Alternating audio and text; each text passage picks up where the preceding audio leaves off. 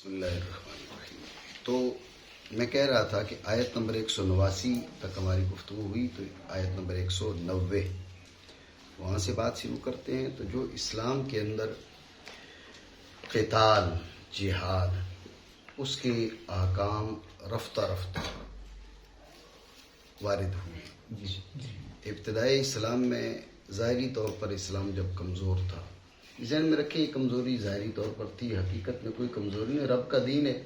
اللہ رب العالمین نے فرشتے کو بھیجا اور جا کر اور عرض کیا کر کہ یا رسول اللہ آپ فرمائیں تو یہ دونوں پہاڑ ملا دیتے ہیں، یہ طائف میں رہنے والے مر مٹ جائیں گے، تو کون سی کمزوری ہے؟ حقیقت میں کوئی کمزوری نہیں تھی، لیکن ظاہری طور پر افراد کی کمی، اس وجہ سے کمزوری آپ کہہ سکتے ہیں۔ تو اب اس حالت میں حکم تھا عفو کا۔ اس بارے میں آیات عفو اور آیات صفح بھی قرآن عظیم میں موجود ہے۔ دوسرے مرحلے میں اجازت دی گئی کیا کہ جو آپ سے لڑے آپ جوابی طور پر لڑ سکتے۔ بات آپ سمجھ رہے ہیں؟ جو آپ سے قتال کرے آپ جوابی طور پر قتال کر سکتے ہیں، اتنی بات سمجھے؟ لیکن آپ حرمت والے مہینوں میں قتال نہیں کر سکتے، اور مسجد حرام کے اندر یعنی حرم کے اندر قتال نہیں کر سکتے۔ قتال کی اجازت دی گئی، لیکن حرمت والے مہینوں میں بھی نہیں ہو سکتا، اور مسجد حرام یعنی حرم کے اندر بھی نہیں ہو سکتا۔ یہ دوسرا مرحلہ ہے۔ تیسرے مرحلے میں یہ اجازت دی گئی کہ حرم جو ہے حرمت والے مہینوں کے اندر اگر کوئی قتال آپ سے کرتا ہے تو آپ بھی کر سکتے ہیں۔ ٹھیک ہے، الشہر الحرام و شہر الحرام وہ بات آ رہی ہے، بات سمجھے؟ اس کی اجازت دے دی گئی۔ اس کے بعد حرمت والے مہینوں میں غور کرنا، یہ جو اجازت ہے یہ حرمت والے مہینے میں تب جب کہ دوسرا آپ سے حرمت والے مہینے میں قتال کرے، اگر وہ نہ کرے تو آپ نہیں کر سکتے۔ ٹھیک ہے نا؟ تو یہ آپ کہہ سکتے ہیں تیسرا مرحلہ۔ چوتھا مرحلہ یہ تھا کہ حرمت والے مہینوں میں آپ مطلقاً قتال کر سکتے ہیں۔ سمجھے بات کو؟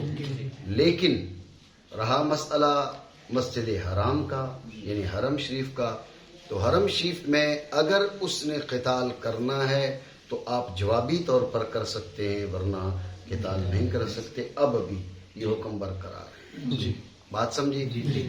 اسی کے ساتھ یعنی ابتدا میں یہ تھا کہ جو آپ سے قتال کرے گا تو آپ جوابی طور پر قتال کر سکتے ہیں، ابتدا نہیں کر سکتے، بات سمجھے؟ لیکن اب حکم یہ ہے، یعنی پھر آگے حکم یہ نازل ہوا کہ آپ ابتدا بھی کر سکتے ہیں۔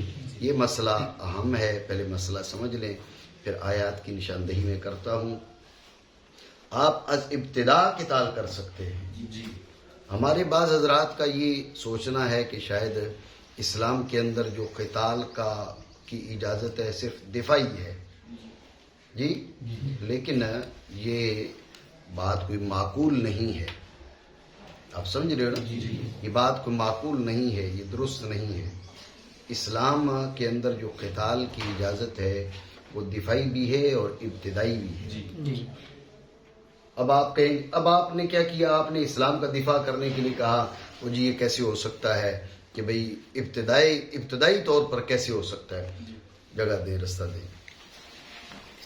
ابتدائی طور پر کیسے اجازت ہو سکتی ہے؟ تو اصل میں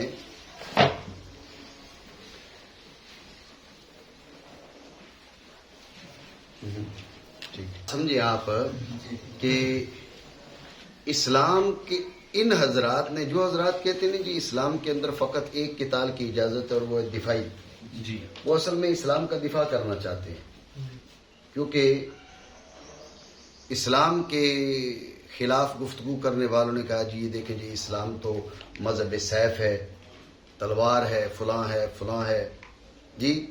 تو ان حضرات نے جواب دیا کہ بھئی نہیں، اصل بات یہ ہے کہ اسلام تو دفاعی جنگ کی اجازت دیتا ہے، اور دفاعی جنگ تو ظاہر ہے یہ تو اس میں تو قباحت نہیں ہے نا۔ تو اب جن حضرات نے اسلام کے اندر قتال کی ایک ہی قسم بیان کی ہے اور قتال دفاعی، وہ اپنے تئیں اسلام کا دفاع کر رہے ہیں۔ جی جی لیکن میں سمجھتا ہوں کہ وہ صورت مسئلہ کو صحیح بیان نہیں کر سکے.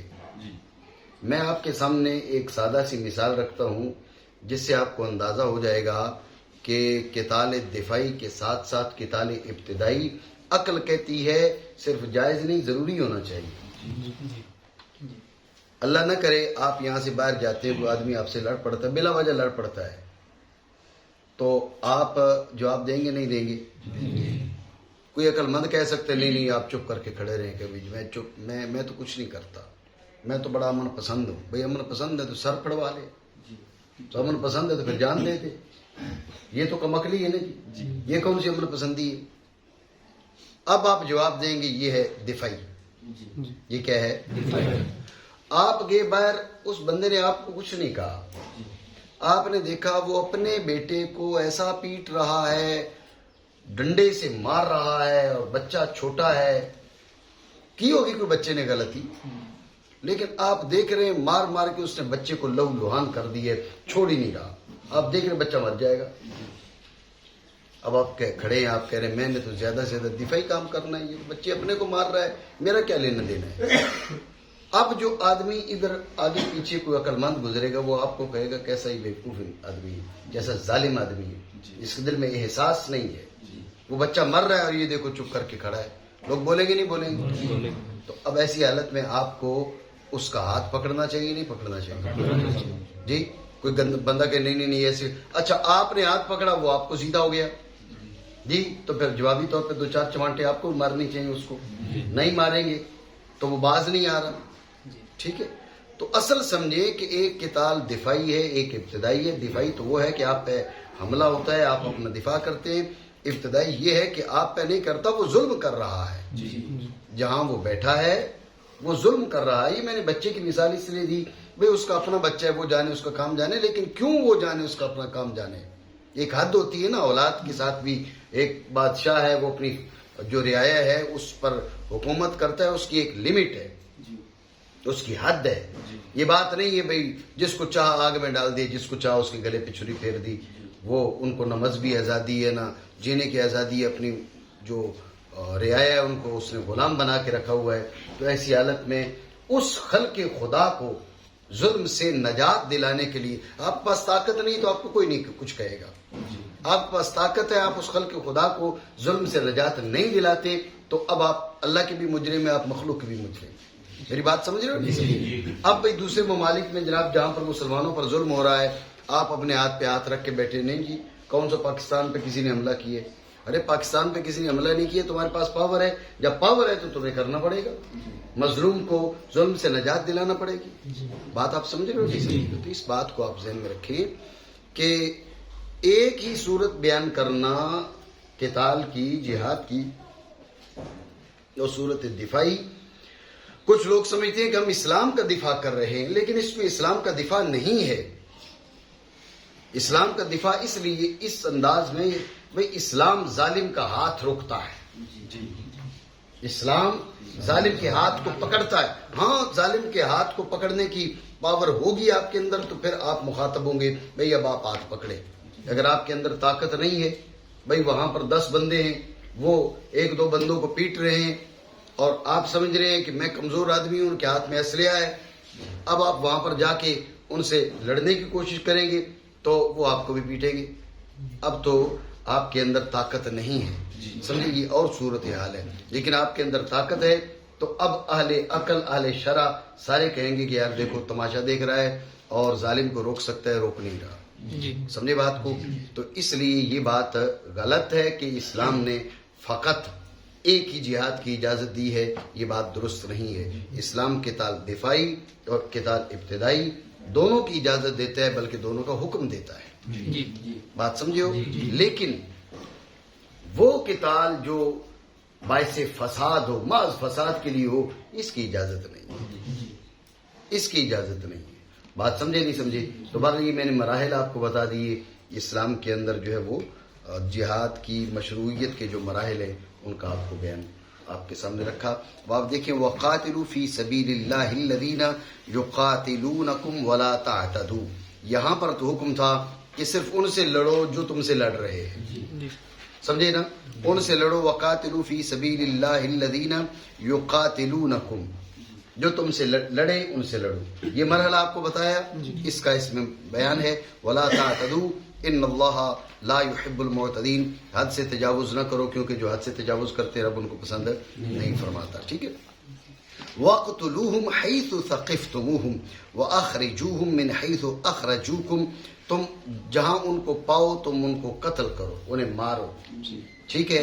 وَأَخْرِجُوهُمْ مِنْ حَيْثُ أَخْرَجُوكُمْ، جہاں سے انہوں نے تمہیں نکالا وہاں سے تم انہیں نکالو. انہوں نے تمہیں تمہارے گھروں سے نکالا، تم انہیں ان کے گھروں سے نکالو. انہوں نے تمہیں مکہ سے نکالا، تم انہیں مکہ سے نکالو. سمجھے بات کو؟ وَالْفِتْنَةُ أَشَدُّ مِنَ الْقَتْلِ، جو فتنہ ہے، توجہ ہے، فتنہ کے آزمائش. کیا فرمایا؟ فرمایا وَأَخْرِجُوهُمْ مِنْ حَيْثُ أَخْرَجُوكُمْ، بات پہ توجہ دینا. جہاں سے انہوں نے تمہیں نکالا تم انہیں وہاں سے نکالو. اب گھر سے جو نکالنا ہے، بھئی حکم تو یہ تھا ان سے قتال کرو، گھر سے نکالنا کیا ہے؟ بات پہ دھیان دینا. رب نے فرمایا یہ جو آزمائش ہے یہ تو قتل سے بھی سخت ہے. کسی سے قتال ہوا، وہ مر گیا، سلسلہ ختم ہے.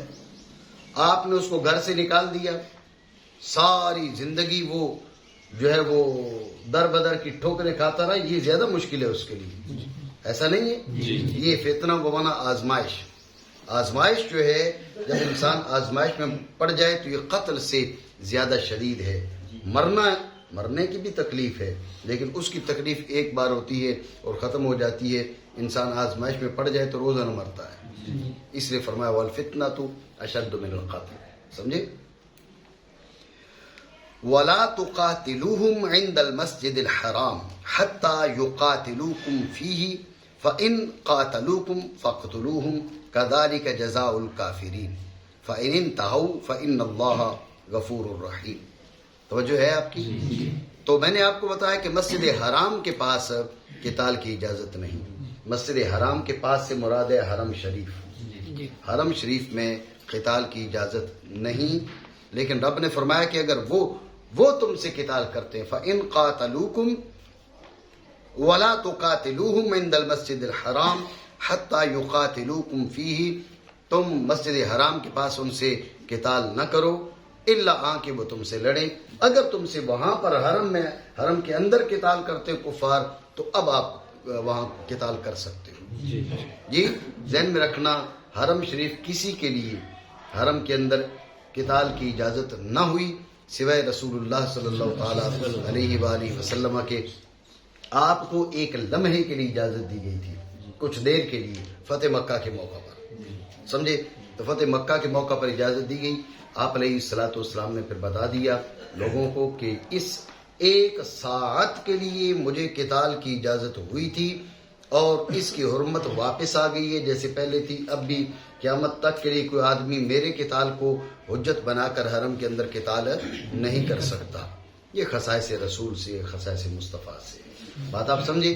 لیکن مسئلہ کیا ہے؟ مسئلہ یہ کہ اگر مسجد حرام کے اندر وہاں پر جا کر حرم کے اندر کوئی قتال کرتا ہے، جیسے شاید 1982 میں مسئلہ ہوا تھا، 82 میں تھا نا، بعد میں بتائیے کو 84 میں ہوا تھا. جی ہاں، کوئی اسی جو 80 کی دہائی میں یہ مسئلہ ہوا تھا کہ وہاں پر حرم شریف پہ کچھ نے قبضہ کر لیا تھا اور وہاں پر حجاج کو تکلیف دی تھی. تو اس وقت ظاہر ہے اب ایسی حالت میں تو مجبوری ہے نا. اب آپ کہیں جی ہمیں اجازت نہیں ہے لہٰذا وہ قبضہ کرتے ہیں تو قبضہ کر لیں، یہ دشواری بن جاتی ہے. اس لیے فرمایا فَإِن قَاتَلُوكُمْ فَاقْتُلُوهُمْ، اگر قتال کرتے ہیں تو اب تمہیں اجازت ہے. مسئلہ سمجھ گیا آپ؟ میں نے تفصیل پہلے بتا دی کہ کن درجات کے ساتھ. یہ جو آیہ مقدسہ ہے یہ منسوخ نہیں ہے، اسی اپنے حکم پر باقی ہے. حرم میں قتال نہیں کیا جا سکتا.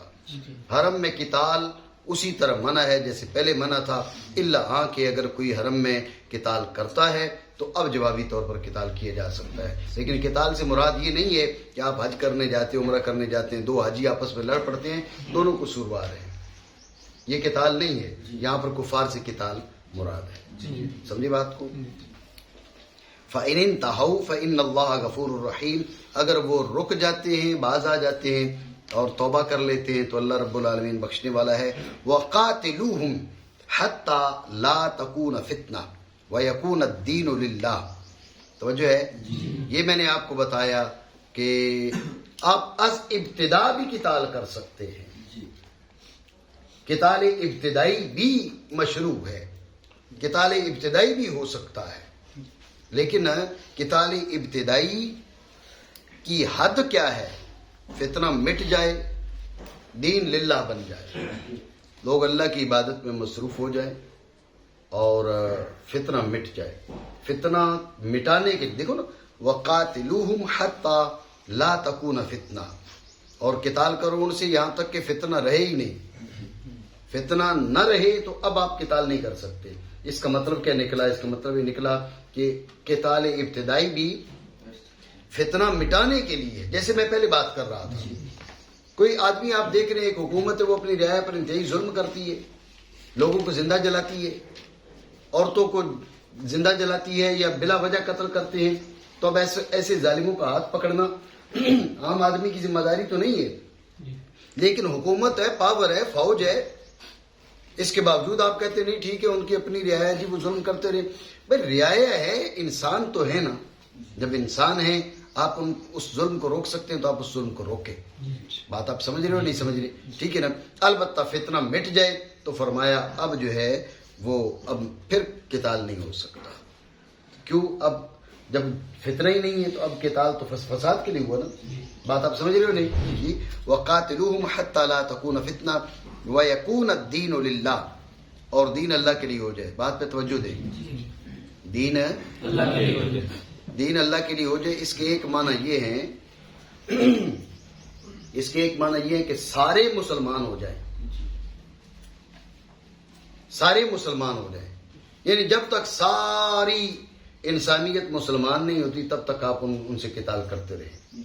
ایک معنی یہ ہے. ایک معنی یہ ہے کہ جو دین غالب ہے وہ دین الہی ہونا چاہیے. دین غالب جو ہے وہ دین الہی ہونا چاہیے.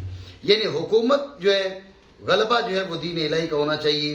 اگر کوئی غیر مسلم ہے تو وہ مغلوب ہو تو پھر کوئی حرج نہیں ہے. حتی یعطوا الجزیۃ عن ید وہم صاغرون، اپنے ہاتھ سے جو ہے وہ جھک کے ذلیل ہو کر کمزوری کے ساتھ وہ جزیہ دیں. بات آپ سمجھ رہے ہو؟ یعنی وَيَكُونَ الدِّينُ لِلَّهِ کے دو معنی. ایک تو یہ کہ ہر بندے کا دین کیا ہو، اسلام بن جائے. ایک یہ ہے کہ جو دین غالب ہے وہ اسلام ہو جائے. توجہ ہے؟ یہاں پر مراد یہ دوسرے معنی ہے. یعنی قتال اس وقت تک جاری رہے جب تک کہ دین غالب اسلام ہو جائے. اس کا یہ مطلب نہیں ہے کہ پوری آپ کی جو مملکت ہے اس میں ایک ایک بندہ مسلمان ہو جائے جب آپ اس کو چھوڑیں. مسلمان نہیں ہو رہا تو آپ اس کی گردن کاٹ دیں. یہ اسلامی فکر نہیں ہے. سمجھو بات کو؟ یہ اسلامی فکر نہیں ہے. لوگ اگر کرتے ہیں، کسی ملک میں رہتے ہیں، جزیہ دے کر رہتے ہیں، جیسے ذمی ہیں، ذمیوں کے احکام ہیں تو لہٰذا وہ رہ سکتے ہیں، اپنے دین پر ان کو برقرار رکھا جا سکتا ہے، ان کو مجبور نہیں کیا جا سکتا. لا اکراہ فی الدین. بات آپ سمجھ رہے ہو نہیں؟ بات ہے ہی ذہن میں. تو یہ میں نے آپ کو بتا دی وَيَكُونَ الدِّينُ لِلَّهِ. یہاں دوسرے معنی یعنی دین غالب اللہ کا ہو جائے. ٹھیک ہے؟ وَقَاتِلُوهُمْ حَتَّى لَا تَكُونَ فِتْنَةٌ وَيَكُونَ الدِّينُ لِلَّهِ. ان سے قتال کرو یہاں تک کہ فتنہ مٹ جائے اور دین غالب کیا ہو، دین غالب اللہ کے لیے ہو جائے. فَإِنِ انْتَهَوْا فَلَا عُدْوَانَ إِلَّا عَلَى الظَّالِمِينَ. اگر وہ رک جاتے ہیں، فتنہ نہیں کرتے تو اب کوئی عدوان نہیں ہے، کوئی جھگڑا نہیں ہے مگر ظالموں پر. جو ظالم ہوگا اس پر تو حملہ کیا جائے گا، جو ظالم نہیں ہے اس کو اس کے حال پہ چھوڑ دیا جائے گا. مسئلہ سمجھے؟ اب یہ آیت نمبر 194 ہو چکی ہے. 194 پہ آ جائیں. اصل یہ تھا کہ ذوالقعدہ میں جو ہے وہ روکا گیا تھا، حملہ کیا گیا تھا مسلمانوں پر 1 سال. اگلے سال جب ذوالقعدہ آیا، حرمت والا مہینہ آیا، تو اب موقع کس کا آ گیا؟ موقع آ گیا قتال کا. جی مسلمانوں نے سوچا یہ تو حرمت والا مہینہ ہے. توجہ ہے؟ تو اللہ رب العالمین نے فرمایا الشہر الحرام بالشہر الحرام. یہ جو حرمت والا مہینہ نہیں ہے اس پچھلے حرمت والے مہینے کا بدلہ ہے. پچھلے سال انہوں نے تم پر حملہ کیا تھا حرمت والے مہینے میں، اس کے بدلے میں اس سال حرمت والے مہینے میں تم حملہ کرو. والحرمات قصاص. فرمایا حرمتیں تو برابر ہے نا، قصاص کی معنی برابری کی ہیں بنیادی. ٹھیک ہے نا, حرمتیں برابر ہیں. انہوں نے اس حرمت والے مہینے کے اندر تمہارے اوپر حملہ کیا, اس کی حرمت اور اس مہینے کی حرمت برابر ہے, لہذا اس کے بدلے میں اس مہینے میں اگر تم حملہ کرتے ہو تو اس میں کوئی حرج نہیں ہے. یہ مطلب ہے شہر الحرام ہو بالشہر الحرام والحرمات قصاص. ٹھیک ہے, توجہ ہے آپ کی. ایک مسئلہ یہ بھی ثابت ہوتا ہے یہاں سے, اسی آیت نمبر 194 سے, اگر کوئی شخص کسی کے ساتھ ظلم و زیادتی کرتا ہے تو اتنا بدلہ دیا جا سکتا ہے جسے قصاص کہتے ہیں. شاہ جی توجہ ہے نا, ہے. اگر کوئی شخص کسی کے ساتھ ظلم و زیادتی کرتا ہے تو جتنی اس نے کی اتنا بدلہ اس کو دیا جا سکتا ہے, اس سے زیادہ نہیں. بات ہے ذہن میں. فمن اعتدى علیکم فاعتدوا علیہ بمثل ما اعتدى علیکم, جس نے حد سے تجاوز کیا تمہارے اوپر تو تم اتنا تجاوز اس پر بھی کر سکتے ہو جتنا اس نے کیا. بات سمجھے نہیں سمجھے؟ جیسے فرمایا وَجَزَاءُ سَيِّئَةٍ سَيِّئَةٌ مِثْلُهَا, برائی کا بدلہ اتنی ہی برائی ہے. بات آئی ذہن میں. تو یہ مسئلہ یہاں سے ثابت ہو رہا ہے کہ جتنی کسی نے برائی کی اتنا جواب دیا جا سکتا ہے, اس کی شرع نے اجازت ہے. جو معاف کر دے یہ زیادہ بہتر ہے. آپ بات سمجھے رہے نہیں سمجھے؟ مسئلہ آگے ذہن میں. دھیان ہے تو بالکل ٹھیک ہے, بند کر کے بیٹھ, لکھنا کچھ نہیں, ایسے میں کچھ یاد رہ جائے. ٹھیک ہے جی. اور مسئلہ یہاں پر آپ یہ بھی ذہن میں رکھ لیں کہ جس نے ظلم و زیادتی کی تو آپ اگر جواب دیتے ہیں تو آپ کا جواب دینا ظلم و زیادتی نہیں ہے, یہ عین عدل ہے. یہ عین عدل ہے. لیکن رب نے فرمایا فَمَنِ اعْتَدَى عَلَيْكُمْ فَاعْتَدُوا, آپ کی جوابی کارروائی کو بھی اعتداء کہا جا رہا ہے. آپ کی جوابی کارروائی کو بھی اعتداء کہا جا رہا ہے. یہ کیوں؟ اسے مشاکلہ نام دیا جاتا ہے. مشاکلہ یعنی شے کی جزا کا نام, کسی چیز کی جزا کا نام ویسا ہی رکھ دیا جائے جیسا اس شے کا نام تھا. وہ شے کیا تھی؟ وہ شے برائی تھی. وَجَزَاءُ سَيِّئَةٍ سَيِّئَةٌ, وَجَزَاءُ سَيِّئَةٍ سَيِّئَةٌ, برائی کا بدلہ برائی. اب برائی کا بدلہ برائی, جو جوابی برائی ہے وہ تو برائی نہیں ہے, وہ تو عدل ہے. اس کو برائی کیوں کہا جا رہا ہے؟ یہ مشاکلہ. یہ کیا ہے؟ مشاکلہ. یہ مشاکلہ ہے, اور جو اصل فعل تھا اس کی جزا کو بھی وہی نام دے دیا گیا. بات سمجھو نہیں سمجھی؟ توجہ ہے. ایک اور لطیف بات آپ کو بتا دیتا ہوں کہ مشاکلہ کی حاجت تو کوئی نہیں ہے نا جی. یہ مشاکلہ میں حکمت کیا ہے؟ وَجَزَاءُ سَيِّئَةٍ سَيِّئَةٌ فرمایا نا. وَجَزَاءُ سَيِّئَةٍ سَيِّئَةٌ, یہ تو جو پہلے بتایا نا مشاکلہ, اسے ہم کہتے ہیں علت مسیہ. بھائی وَجَزَاءُ سَيِّئَةٍ سَيِّئَةٌ, یہ بدلے میں جو بھی آپ نے جواب دیا اس کو سیئہ کہنا درست ہے. اس کو سیئہ کہنا درست ہے. کیوں کہا جا رہا ہے یہ بتاؤ؟ یہ ازرائے مشاکلہ کہا جا رہا ہے. بات میری سمجھ رہے ہو؟ لیکن سوال یہ ہے کہ علت باعثہ کیا ہے؟ کہنا تو درست ہے, کہا کیوں ہے؟ حکمت کیا ہے؟ توجہ ہے نہیں؟ اصل میں یہ کہا اس لیے جا رہا ہے, تمہیں ترغیب دی جا رہی ہے کہ برائی کے بدلے میں بھی برائی نہ کرو, برائی کے بدلے میں اچھائی کرو. کیونکہ برائی کے بدلے میں جو تم کر رہے ہو نا, دھیان دینا ترغیب کیسے ہے. برائی کے بدلے میں جو تم کر رہے ہو وہ ہے عدل. صورتاً تو برائی ہے نا, اس کو برائی کہا جا سکتا ہے نا صورتاً, ٹھیک ہے نا.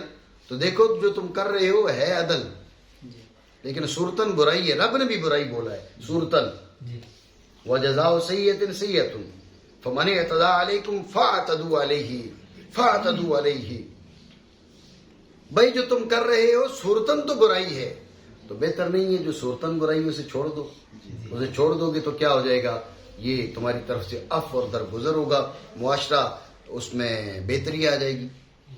آپ جب اس کو معاف کر دو گے تو وہ شرمندہ ہو جائے گا. شرمندہ نہ ہو تو کم از کم دوبارہ وہ حملہ آور نہیں ہوگا. لیکن جب آپ بدلے میں اس کو 2-4 چمانٹے آپ بھی لگا دو گے تو اس کا غصہ بڑھ جائے گا. ہو سکتا ہے پھر وہ موقع ڈھونڈے پھر سے حملہ کرنے کی, تو اس میں معاشرے کے اندر کیا ہو جائے گی, انارکی پھیلے گی.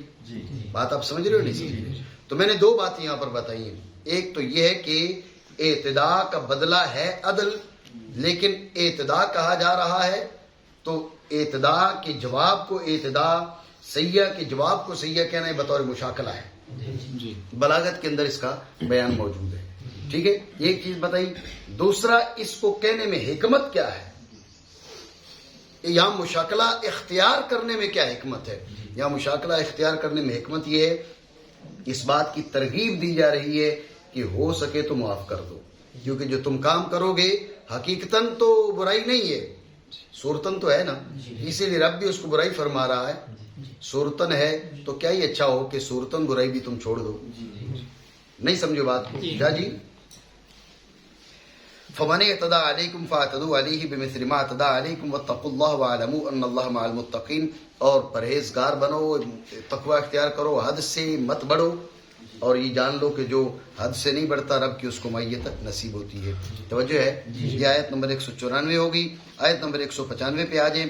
وَأَنفِقُوا فِي سَبِيلِ اللَّهِ وَلَا تُلْقُوا بِأَيْدِيكُمْ إِلَى التَّهْلُكَةِ وَأَحْسِنُوا إِنَّ اللَّهَ يُحِبُّ الْمُحْسِنِينَ. اس آیہ مقدسہ میں رائے خدا میں انفاق کا حکم بیان ہو رہا ہے. رائے خدا میں انفاق کا حکم ہے, لیکن کیا فرمایا, وَلَا تُلْقُوا بِأَيْدِيكُمْ إِلَى التَّهْلُكَةِ. اس میں 2 حکم ہیں. ایک حکم یہ ہے کہ رائے خدا میں خرچ کرو, ٹھیک ہے. دوسرا, اپنے آپ کو ہلاکت میں نہ ڈالو. اپنے آپ کو ہلاکت میں نہ ڈالنے کا مطلب کیا ہے, وہاں پر پورا لشکر کھڑا ہے, آپ اکیلے ہی وہاں لڑنے چلے جاتے ہیں. جی, آپ اکیلے لڑنے چلے جاتے ہیں تو آپ نے اپنے آپ کو ہلاکت میں ڈالا. اس کی شرع میں اجازت نہیں ہے. بات سمجھے؟ تو اس سے وہ تمام احکام ثابت ہوتے ہیں کہ جن کے نتیجے میں ہلاکت غالب ہے. زہر پڑا ہوا ہے, کسی نے کہا بھئی تو مسلمان ہے تو پی کے دکھا, کوئی یہ پابندی ہے زہر پر کہ مسلمان ہوگا تو اس کا اثر نہیں کرے گا. یہ تو کوئی پابندی نہیں ہے نا. زہر تو زہر ہے, انسان کی طبیعت کو دیکھ کر وہ اس کو مار دے گا. تو اس لیے اب یہ نہیں کہ آپ اس کا چیلنج قبول کر لیں. فرمایا وَلَا تُلْقُوا بِأَيْدِيكُمْ إِلَى التَّهْلُكَةِ, اپنے آپ کو ہلاکت میں مت ڈالیں. یہ آپ تیل کا بولتے نا, تیل کا مچ گیا بولتے ہو نہیں, تیل کا, یہ تیل کا اصل میں یہ تہلکہ, تیل کا جو بولا جاتا ہے ہمارے ہاں, یہ اصل میں ہے تہلکہ. کیا تہلکہ؟ وہاں سے یہ غلط ہو کر تہلکہ سے تیل کا بن گیا, تیل کا. توجہ ہے, لیکن یہ ذہن میں رکھنا, اب عرف میں آپ نے تیل کا ہی کہنا ہے. عرف میں آپ تہلکہ کہیں تو یہ ٹھیک نہیں ہے. ٹھیک ہے نا, کیونکہ جو غلط مشہور ہے وہ ثواب مہجور سے اولا ہے. ہمارے اصولوں نے تصریح کی اس بات کی, غلط مشہور ثواب مہجور سے اولا ہے. وہاں جی تہلکہ مچ گیا, یہ تہلکہ مچ گیا, یہ کیا ہوتا ہے تہلکہ مچ گیا, تو آپ اس کو تیل کا مچ گیا. تو یہ بات تو سمجھ میں آئے گی لوگوں کو. بات آئی ذہن میں, وہ میں نے آپ کو بتا دیا کہ اصل میں تہلکہ تھا. عربی میں اب بھی تہلکہ مستعمل ہے, لیکن چونکہ اردو میں وقت کے ساتھ ساتھ یہ تہلکہ سے بنتے بنتے تیل کا بن گیا, تو اب آپ اس کو تیل کا ہی پڑھیں گے, اردو میں تیل کا ہی پڑھیں گے. ٹھیک ہو گیا. وَلَا تُلْقُوا بِأَيْدِيكُمْ إِلَى التَّهْلُكَةِ, اپنے ہاتھوں اپنے آپ کو ہلاکت میں نہ ڈالو اپنے اختیار سے. تو ذہن میں رکھنا, وہ تمام تر مواقع, جملہ ذہن میں رکھ لینا کہ جہاں ہلاکت غالب ہو, وہ تمام کام جن میں ہلاکت غالب ہو ان کے کرنے کی اجازت نہیں ہے. ٹھیک ہے, اس میں جیسے میں نے کہا زہر پی لینا, اس کی اجازت نہیں ہے. بھئی پتہ چلا سانپ ہے, آپ سانپ کے آگے ہاتھ کر دیتے ہیں اپنی جمع مردی کے اظہار کے لیے, تو آپ کی جمع مردی نہیں, یہ حرام ہے. ٹھیک ہے نا, یہ حرام ہے کہ آپ سانپ کے آگے ہاتھ کر دیتے ہیں. بھئی میں بڑا جمع مرد ہوں, مجھے کاٹ بھی لے تو کوئی حرج نہیں ہے. حرج تو ہوگی, حرج تو تب ہوگی جب وہ کاٹ لے گا, ادھر خون جم جائے گا, بندہ مر جائے گا. سمجھے بات کو؟ اس طرح کے تمام وہ کام جن میں غالب ہلاکت ہو ان کا حکم اس آیت مقدسہ کے اس جملے سے وَلَا تُلْقُوا بِأَيْدِيكُمْ إِلَى التَّهْلُكَةِ اس سے ثابت ہو رہا ہے. مسئلہ آپ سمجھے؟ یہ آیت نمبر 195 ہو گئی. آیت نمبر 196 کا پہلا حصہ وَأَتِمُّ الْحَجَّ وَالْعُمْرَةَ لِلَّهِ. توجہ ہے؟ وَأَتِمُّ الْحَجَّ وَالْعُمْرَةَ لِلَّهِ. اللہ کے لیے حج اور عمرہ مکمل کرو. توجہ ہے؟ اس میں حج اور عمرہ کا حکم ہے. مسئلہ سمجھے؟ یہ بات ہو گئی. ٹھیک ہے. لیکن حج ہمارے یہاں حنفیوں کے یہاں حنفی ہے نا وہ بابی تو نہیں بیٹھا ہوا ہے. تو حج ہمارے یہاں فرائض سے ہے لیکن عمرہ فرض نہیں ہے, واجب بھی نہیں ہے. سمجھے؟ عمرہ حنفیوں کے یہاں واجب بھی نہیں ہے. تو یہاں سے بعض حضرات جو ہے وہ یہ استدلال کرتے ہیں, جو عمرہ کو واجب اور فرض سمجھتے ہیں وہ یہاں سے استدلال کرتے ہیں کہ جیسے حج کا حکم ہے ایسے ہی عمرہ کا بھی حکم ہے. وَأَتِمُّ الْحَجَّ وَالْعُمْرَةَ لِلَّهِ. اللہ کے لیے حج اور عمرہ کرو.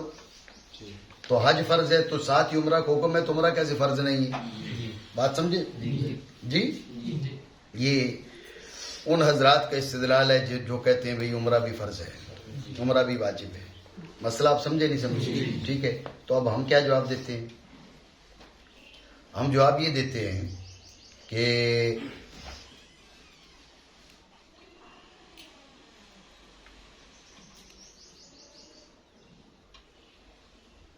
وَأَتِمُّوا یہاں پر حکم ہے استحباب کے لیے.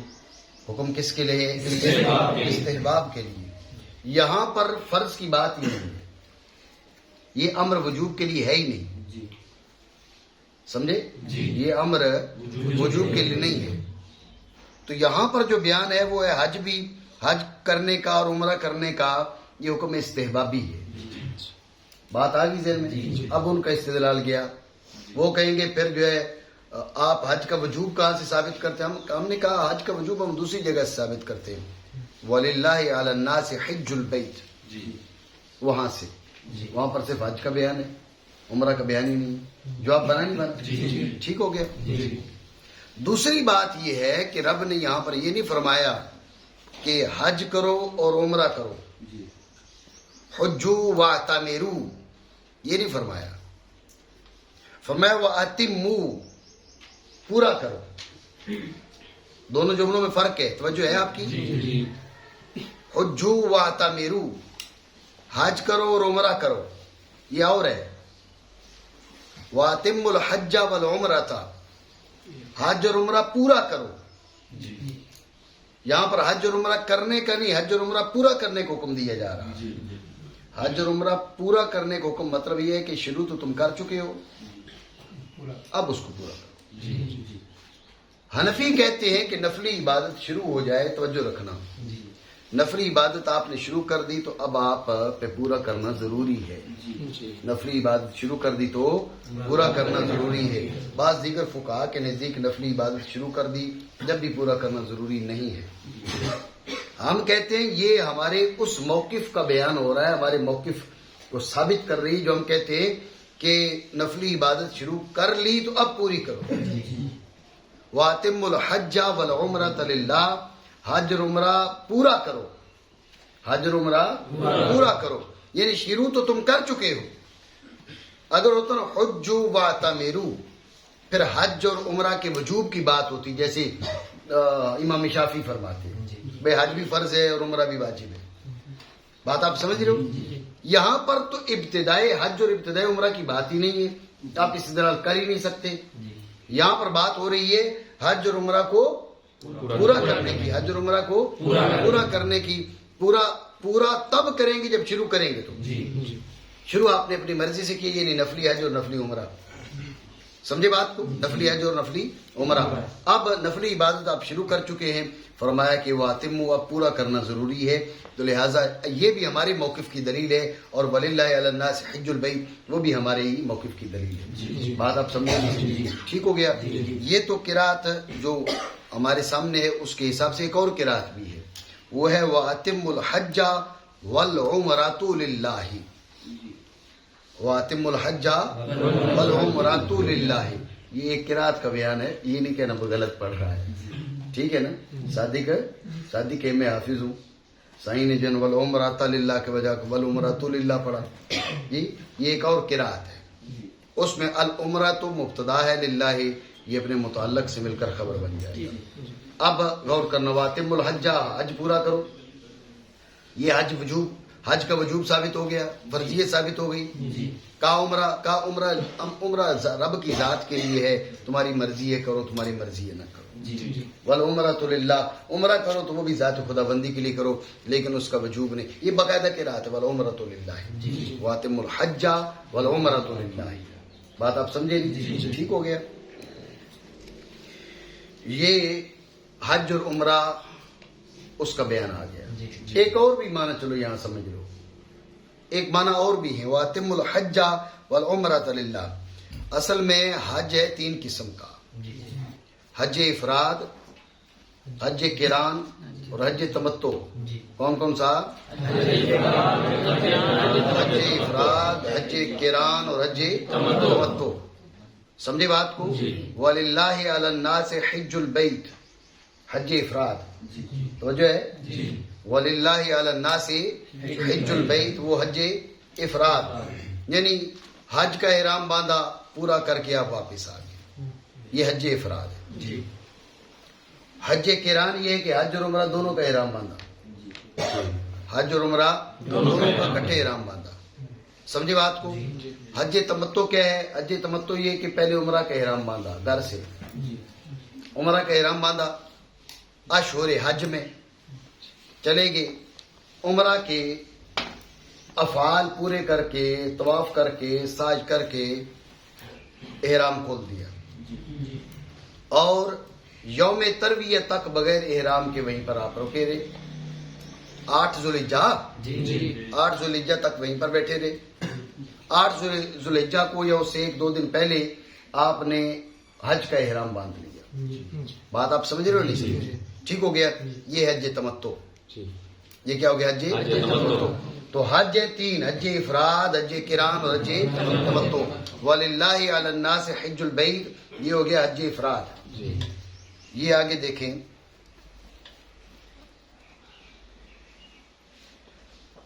فمن تمتع بالعمرۃ الى الحج فما استيسر من الهدي، یہ ہو گیا حج تمتع.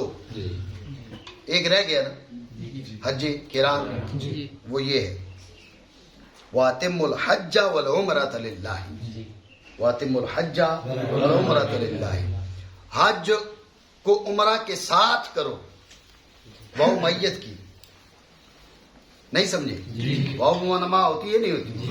ہوتی ہے نا، پڑھی ہے نا. بولتے کیوں نہیں یار؟ ضیاء کو قفل مدینہ لگایا ہوا اس میں، یہ کھڑکی کھول دو.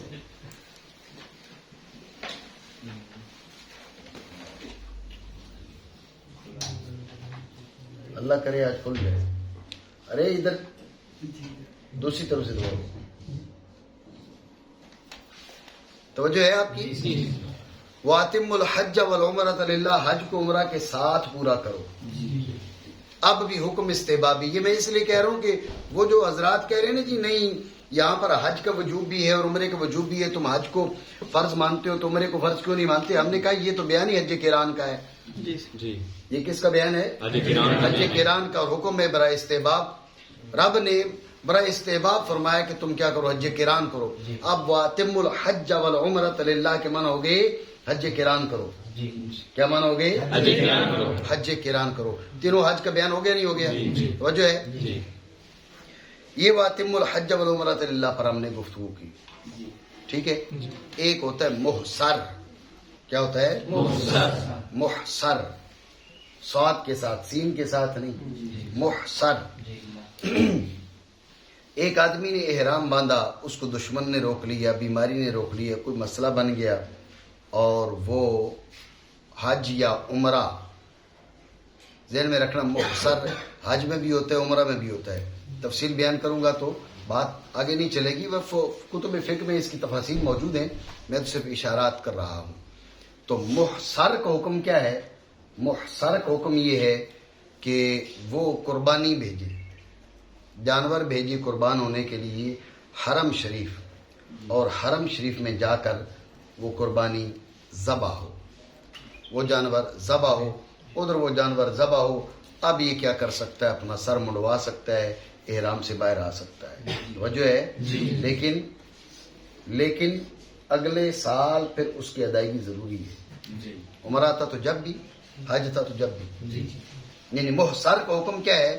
محصر کے لیے حکم یہ ہے، ایک تو قربانی بھیجے گا، اور دوسرا اس عمرہ اور جو بھی جس کا بھی احرام آدھا تھا اس کے اگلے سال جا کے قضا کرے گا۔ مسئلہ نہیں سمجھے؟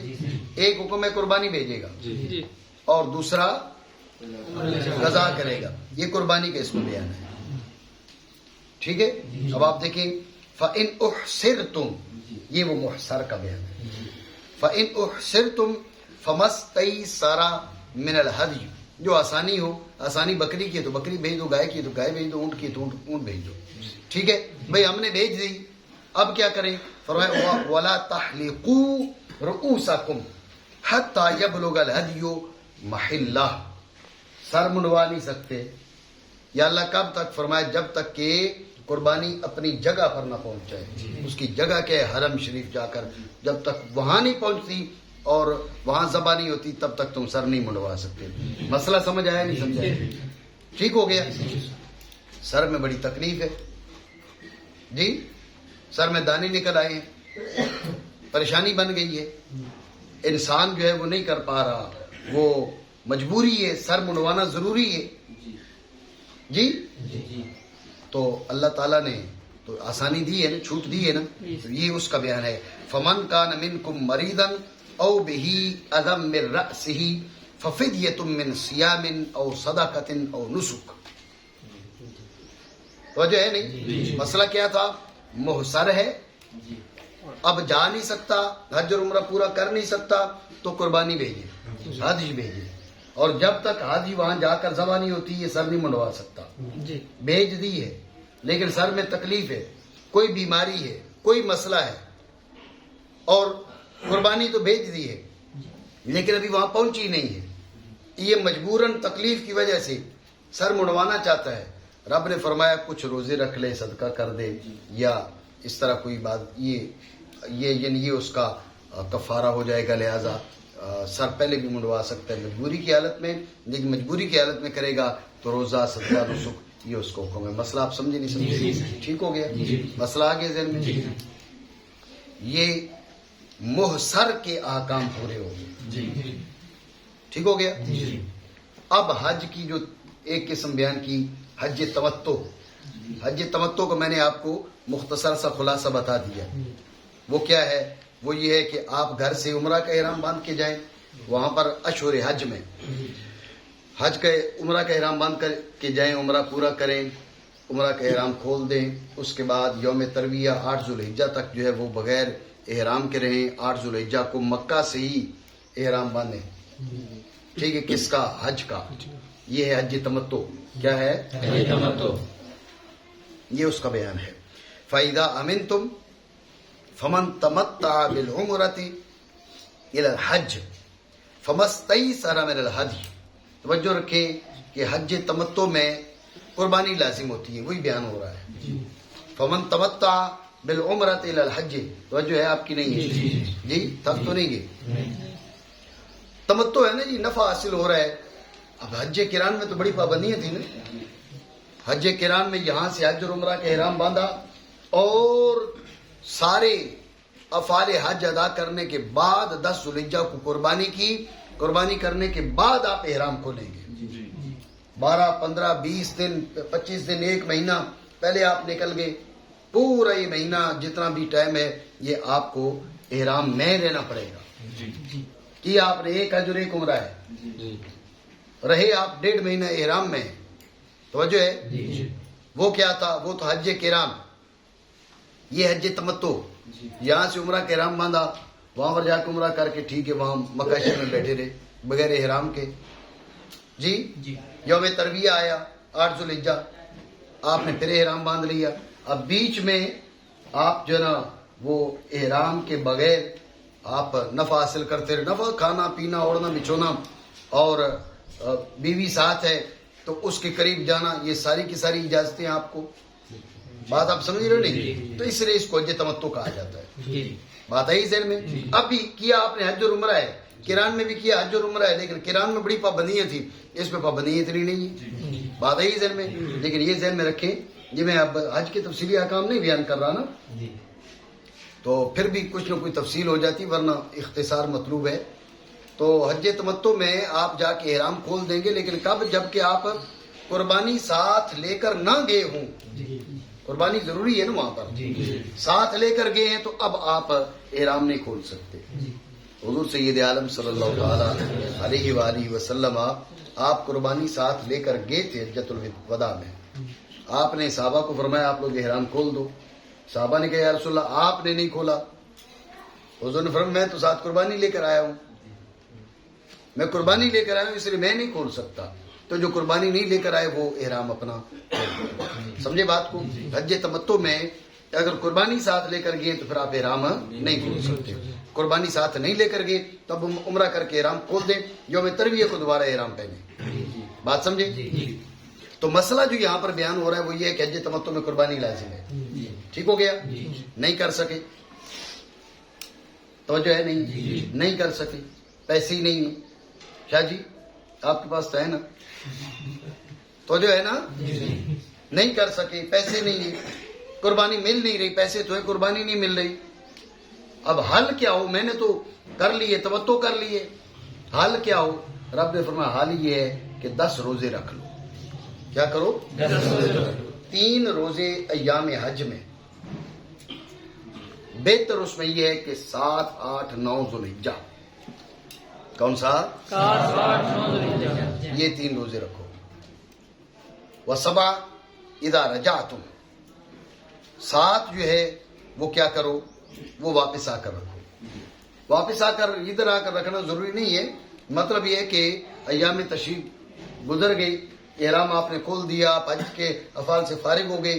اب آپ 14، 15، 16 یہاں سے شروع کر دیتے ہیں 14 ذوالحجہ سے، تو آپ وہاں پر بھی رکھ سکتے ہیں. بات آپ سمجھ رہے ہو نہیں؟ ٹھیک ہو گیا. وَسَبْعَةٍ إِذَا رَجَعْتُمْ یعنی وَسَبْعَةٍ إِذَا فَرَغْتُمْ مِنْ أَفْعَالِ الْحَجِّ. جب تم حج کے افعال سے فارغ ہو جاؤ تو 7 روزے اس وقت آپ رکھ لو. تو کیا فرمایا؟ تل کا عشرۃ کاملہ، یہ پورے 10 ہیں. یہ پورے مسئلہ سمجھے نہیں شاہ جی؟ توجہ ہے نا؟ توجہ ہے نا؟ بات آ گئی ذہن میں؟ یعنی یہاں 2 مسئلے ہو گئے. حج تمتع میں قربانی لازم، قربانی نہ کر سکو گے تو 10 روزے رکھو گے، 3 ایام حج میں رکھو گے، 7 اس کے بعد رکھو گے. مسئلہ آ گیا ذہن میں؟ اب آپ دیکھ لو یہ سورہ بقرہ آیت نمبر 196 جس میں یہ بیان ہو رہا ہے فمن تمتع بالعمرۃ الی الحج فما استیسر من الہدی، جو ہدی آسان ہو. فمن لم یجد فصیام 3 ایام فی الحج و7 اذا رجعتم تلک عشرۃ کاملہ. لیکن حج تمتع کون کر سکتا ہے؟ جو حرم کے اندر میقات کے اندر رہتا ہو وہ نہیں کر سکتا. تو جو ہے نہیں، جو میقات یہ آفاقی کے لیے ہے، وہ تو بعد میں بھی جا کے کسی وقت بھی عمرہ کر سکتا ہے نا جی. اسے یہ سہولت تو نہیں ہے. بات سمجھو نہیں؟ سہولت تو تمہیں ہے نا، اتنا مال خرچ کر کے گئے، دشواری ہے، بار بار جا نہیں سکتے ہو، تو تمہارے لیے چھوٹ ہے. آفاقیوں کے لیے چھوٹ ہے، یہ غیر آفاقیوں کے لیے نہیں. یہ فرمایا کہ ذالک لمن لم یکن اہلہ حاضر المسجد الحرام، جس کا گھر مسجد حرام کے پاس نہ ہو اس کے لیے یہ اجازت ہے. مسجد حرام کے پاس گھر ہے یعنی میقات کے اندر آپ رہتے ہیں تو آپ کو یہ اجازت نہیں ہے. مسئلہ آپ سمجھے نہیں سمجھے؟ یہ تیسرا مسئلہ اس آیت میں آ گیا. ایک تو حج تمتع میں قربانی، دوسرا قربانی نہ کر سکے تو 10 روزے، 3 ایام حج میں اور 7 اس کے بعد. اور تیسرا مسئلہ یہ ہو گیا حج تمتع کی سب کو اجازت نہیں ہے، ان کو اجازت ہے جو آفاقی ہے. مسئلہ سمجھے نہیں؟ ٹھیک ہو گیا. وَاتَّقُوا اللَّهَ وَاعْلَمُوا أَنَّ اللَّهَ شَدِيدُ الْعِقَابِ، یہ آیت نمبر 196۔ ٹھیک ہو گیا؟ آگے چلیں۔ سلیم اللہ۔ آیت نمبر 197،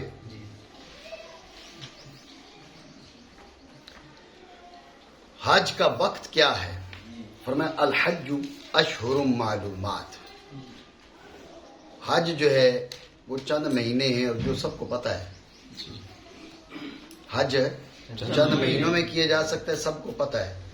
سمجھے بات کو؟ وہ کون سے ہیں ذہن میں رکھنا۔ اشہر حج کون سے شمار ہوتے ہیں؟ شوال، ذوالقعدہ اور ذوالحجہ کے پہلے 10 دن، یہ ایام حج ہے۔ توجہ ہے؟ نہیں ہے؟ تھیم جی؟ الحج اشہر معلومات، حج چند مہینے ہیں جو معلوم ہے، سب کو معلوم ہے۔ سمجھے بات کو؟ تو اللہ رب العالمین نے بتا دیا حج کے مہینے کون سے ہیں بھئی، جو سب کو معلوم ہے، وہ شوال ہے، ذوالقعدہ ہے اور ذوالحجہ کے پہلے 10 دن ہیں حنفیوں کے نزدیک۔ بات آ گئی ذہن میں؟ آگے چلے۔ آپ کہیں گے یہ پورے 3 مہینے تو نہ ہوئے نا؟ جی اشہر جمع ہے نا، تو جمع کا اطلاق تو 3 سے ہوتا ہے، پھر 3 مہینے تو نہیں ہوئے نا؟ جی تو یہ نئی بات ہو جائے گی۔ تو اصل میں بات یہ کہ جمع کا اطلاق جو ہے وہ ضروری نہیں کہ مکمل 3 پر ہو، 2 پر اور بعض پر بھی یہ اطلاق حقیقی ہے۔ 2 پر اور بعض پر، 2 اور تیسرے کا بعض، 2 تو پورے ہیں نا، شوال اور ذوالقعدہ، ذوالحجہ کا بھی بعض ہے نا، تو لہذا اس پر جمع کا اطلاق یہ حقیقی ہے۔ ہاں اس میں عدد ہو تو اس کا مسئلہ الگ ہے، وہ نہ 3 سے نیچے نہ 3 سے اوپر، ثلاثۃ قروء، ثلاثۃ قروء، وہ صرف وہ ایگزیکٹ جو 3 ہے اس پر بولا جائے گا، نہ 2.25 پر نہ 3.25 پر، وہ اس میں عدد ہے، وہ اور چیز ہے۔ یہ اس میں عدد نہیں ہے، جمع ہے۔ جمع کا اطلاق 2 اور تیسرے کے بعض پر بھی حقیقی اطلاق ہے۔ پتہ نہیں بات سمجھو نہیں؟ الحج اشہر معلومات، یہ ایک مسئلہ ہو گیا، حج کا وقت بیان ہو گیا اس آیت میں۔ ٹھیک ہو گیا؟ اب حج کے احکام بیان ہو رہے ہیں۔ فمن فرض فیہن الحج فلا رفث ولا فسوق ولا جدال فی الحج وما تفعلوا من خیر یعلمہ اللہ وتزودوا فإن خیر الزاد التقوی واتقون یا اولی الالباب۔ توجہ ہے؟ حج کی نیت کر لی، فرمائے رفث، فسوق اور جدال اس کی اجازت نہیں ہے۔ رفث ہے بیویوں کے ہم بستری، بیویوں کے سامنے جماع کی باتیں کرنا، توجہ ہے؟ اس کی بھی اجازت نہیں ہے۔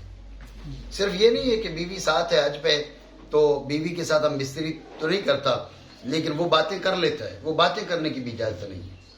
یہ لا رفث، ٹھیک ہے؟ لا فسوق، فوش گوئی، گالی گلوچ، کوئی بھی فسق و فجور کا کام، توجہ ہے؟ اس کی اجازت ہے۔ ولا جدال، لڑائی جھگڑے کی اجازت نہیں۔ سمجھے بات کو؟ یہ چیزیں یعنی جدال اور فسوق تو عام حالات میں بھی منع ہے، جب احرام باندھ لے تو اب اس کی حرمت میں مزید شدت آ جاتی ہے، سختی آ جاتی ہے، شدید حرام ہو جاتا ہے جدال اور فسوق۔ بات آپ سمجھے نہیں سمجھے؟ ٹھیک ہے، مسئلہ واضح ہو گیا۔ آگے وما تفعلوا من خیر یعلمہ اللہ وتزودوا سے بتاتا ہوں، جو بھی تم اچھائی کرو تو اللہ جانتا ہے، لوگوں کو بتانے کی ضرورت نہیں ہے۔ مسئلہ سمجھو نہیں؟ ٹھیک ہے، آگے چلے۔ تو اس آیت میں 2 مسئلے آ گئے، ایک تو حج کا وقت بیان ہو گیا، دوسرا حج کے اندر کون سی چیزوں کی اجازت نہیں وہ بتا دیا، لا رفث ولا فسوق ولا جدال، ہو گیا مسئلہ۔ اب تیسرا مسئلہ کیا تھا؟ لوگ کیا کرتے تھے؟ لوگ یہاں سے پیسے تھوڑے سے لے کر چلے جاتے، وہاں جا کے ختم ہو جاتے، تو جو ہے وہاں پر بھیک مانگنا شروع کر دیتے، جی وہاں بھیک مانگنا شروع کر دیتے، پیسے ختم ہو گئے، تو اللہ رب العالمین نے ان کے لیے فرمایا وتزودوا فإن خیر الزاد التقوی، جی تم توشا زاد سفر ساتھ لے کر چلو۔ سمجھے بات کو؟ یہاں سے صرف جانے کا کرایہ لے کر گئے، वहां पर पहुंचकर भीख मांगना पड़ गया, ये दुरुस्त नहीं है। समझे बात को? तो तीसरा मसला जो है यहाँ पर ये बयान हो रहा है कि हज के लिए जाने से पहले ज़्यादा सफ़र साथ होना चाहिए, ज़्यादा सफ़र साथ होना चाहिए। अगर ज़्यादा सफ़र नहीं है तो आप पर हज ज़रूरी नहीं है। आप अपने आप को आजमाइश में न डालें और वहाँ पर जाकर भीख न मांगें। मसला आप समझे नहीं समझे? ठीक हो गया? ये इस आय मुक़द्दसा के मसाइल मुकम्मल हुए। ठीक है? आयत नंबर 197 हो गई। आयत नंबर 198 पे आ जाते हैं। तो जो है नहीं है जी।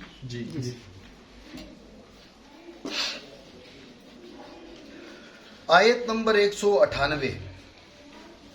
कुछ लोग क्या करते, हज करने जाते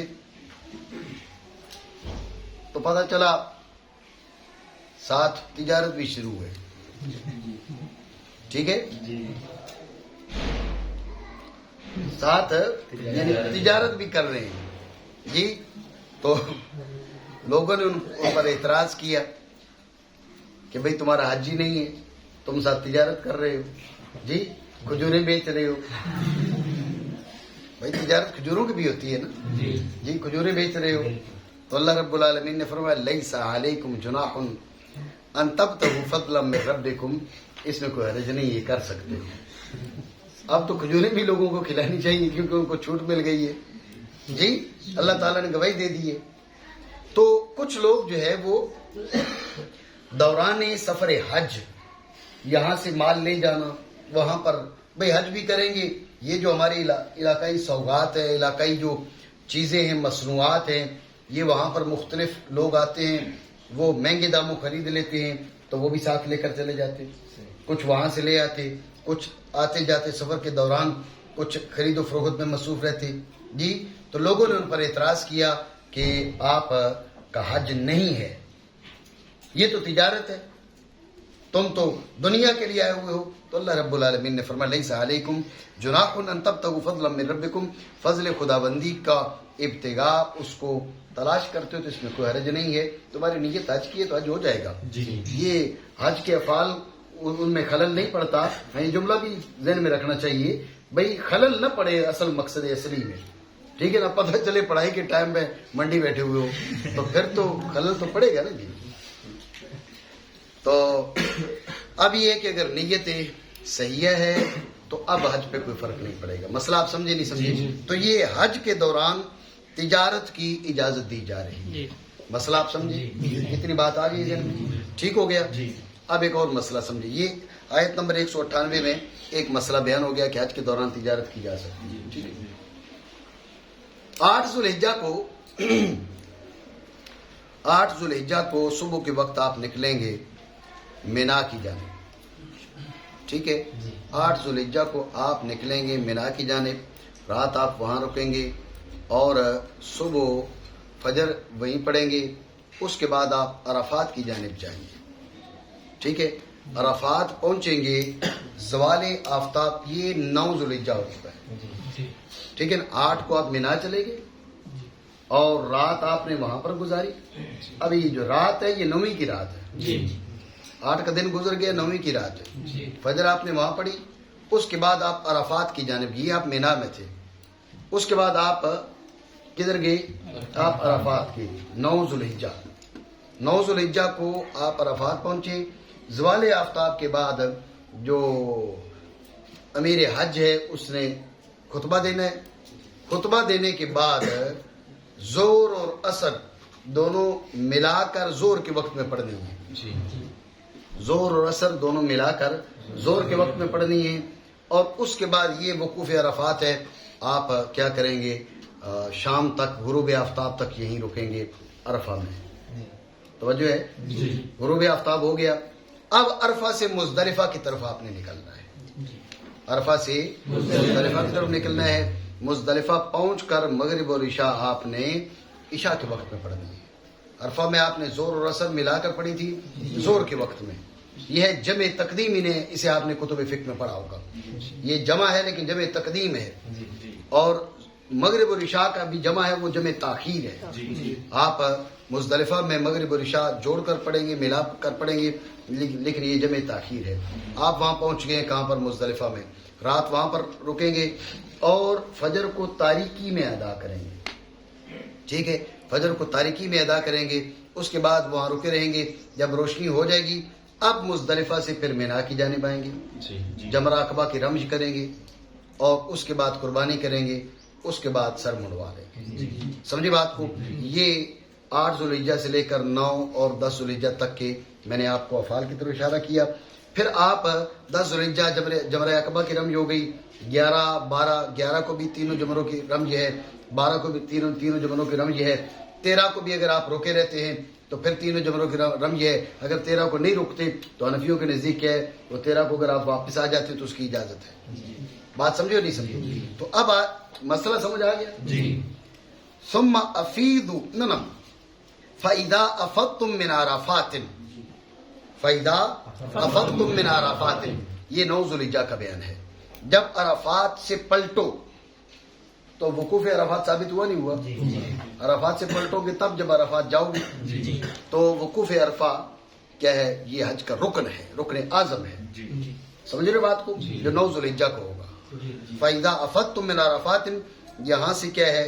یہاں سے عرفات کا وقوف ثابت ہو رہا ہے. وقوف عرفات کا حکم ظاہر ہو رہا ہے.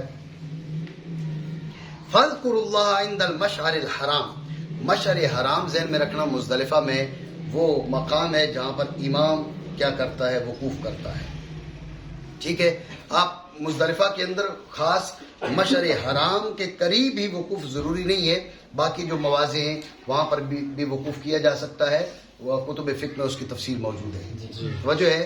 لیکن چونکہ یہ عند المشعر الحرام، مشعر حرام جو ہے وہاں پر امام ہے، اس کے قریب ترین زیادہ فضیلت ہے، اس لیے عند المشعر الحرام کا. بات سمجھ رہے ہو نہیں؟ مزدلفہ میں، پورے مزدلفہ میں سوائے ایک مقام کو چھوڑ کے، جیسے کتب فقہ میں تصریح موجود ہے، اس کو چھوڑ کے پورے مزدلفہ میں وقوف کیا جا سکتا ہے. سمجھے؟ لیکن کیا ہے؟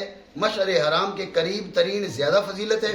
اس لیے فرمایا فاذکروا اللہ عند المشعر الحرام، مشعر حرام کے پاس جا کر. لیکن ایک وقوف عرفات ثابت ہوا، دوسرا وقوف مزدلفہ ثابت ہوا.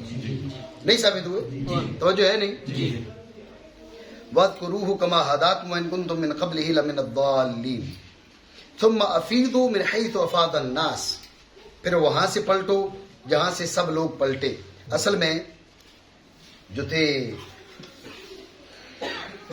قریش تھے وہ اور بعض قبائل یہ امتیاز کرتے تھے افعال حج میں. ٹھیک ہے، تو لوگ کیا کرتے تھے؟ لوگ عرفات جاتے اور یہ جو اہل قریش ہیں یہ عرفات سے پہلے ہی پلٹ آتے تھے. جی، تو اللہ رب العالمین نے اس آیہ مقدسہ میں فرمایا ثم افیضوا من حیث افاض الناس. لوگ کہاں سے پلٹے تھے؟ عرفات سے. اوپر پچھلی آیت میں دیکھو نا، فَإِذَا أَفَضْتُم مِّنْ عَرَفَاتٍ، کہاں سے پلٹنا ہے؟ کہاں سے پلٹنا ہے؟ ٹھیک ہے نا. تو اب یہ ثم افیضوا یہ مخاطب قریش ہے کہ جہاں سے سارے لوگ پلٹ رہے ہیں تم بھی وہاں سے پلٹو، بیچ میں سے تم نہیں پلٹ سکتے. یہ اہل قریش کے لیے حکم ہے. مسئلہ سمجھے نہیں سمجھے؟ یہ آیت نمبر 199 میں یہ حکم ہے کس کے لیے؟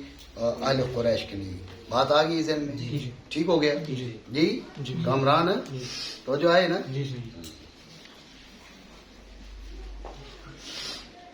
آیت نمبر 203 پہ آ جائیں.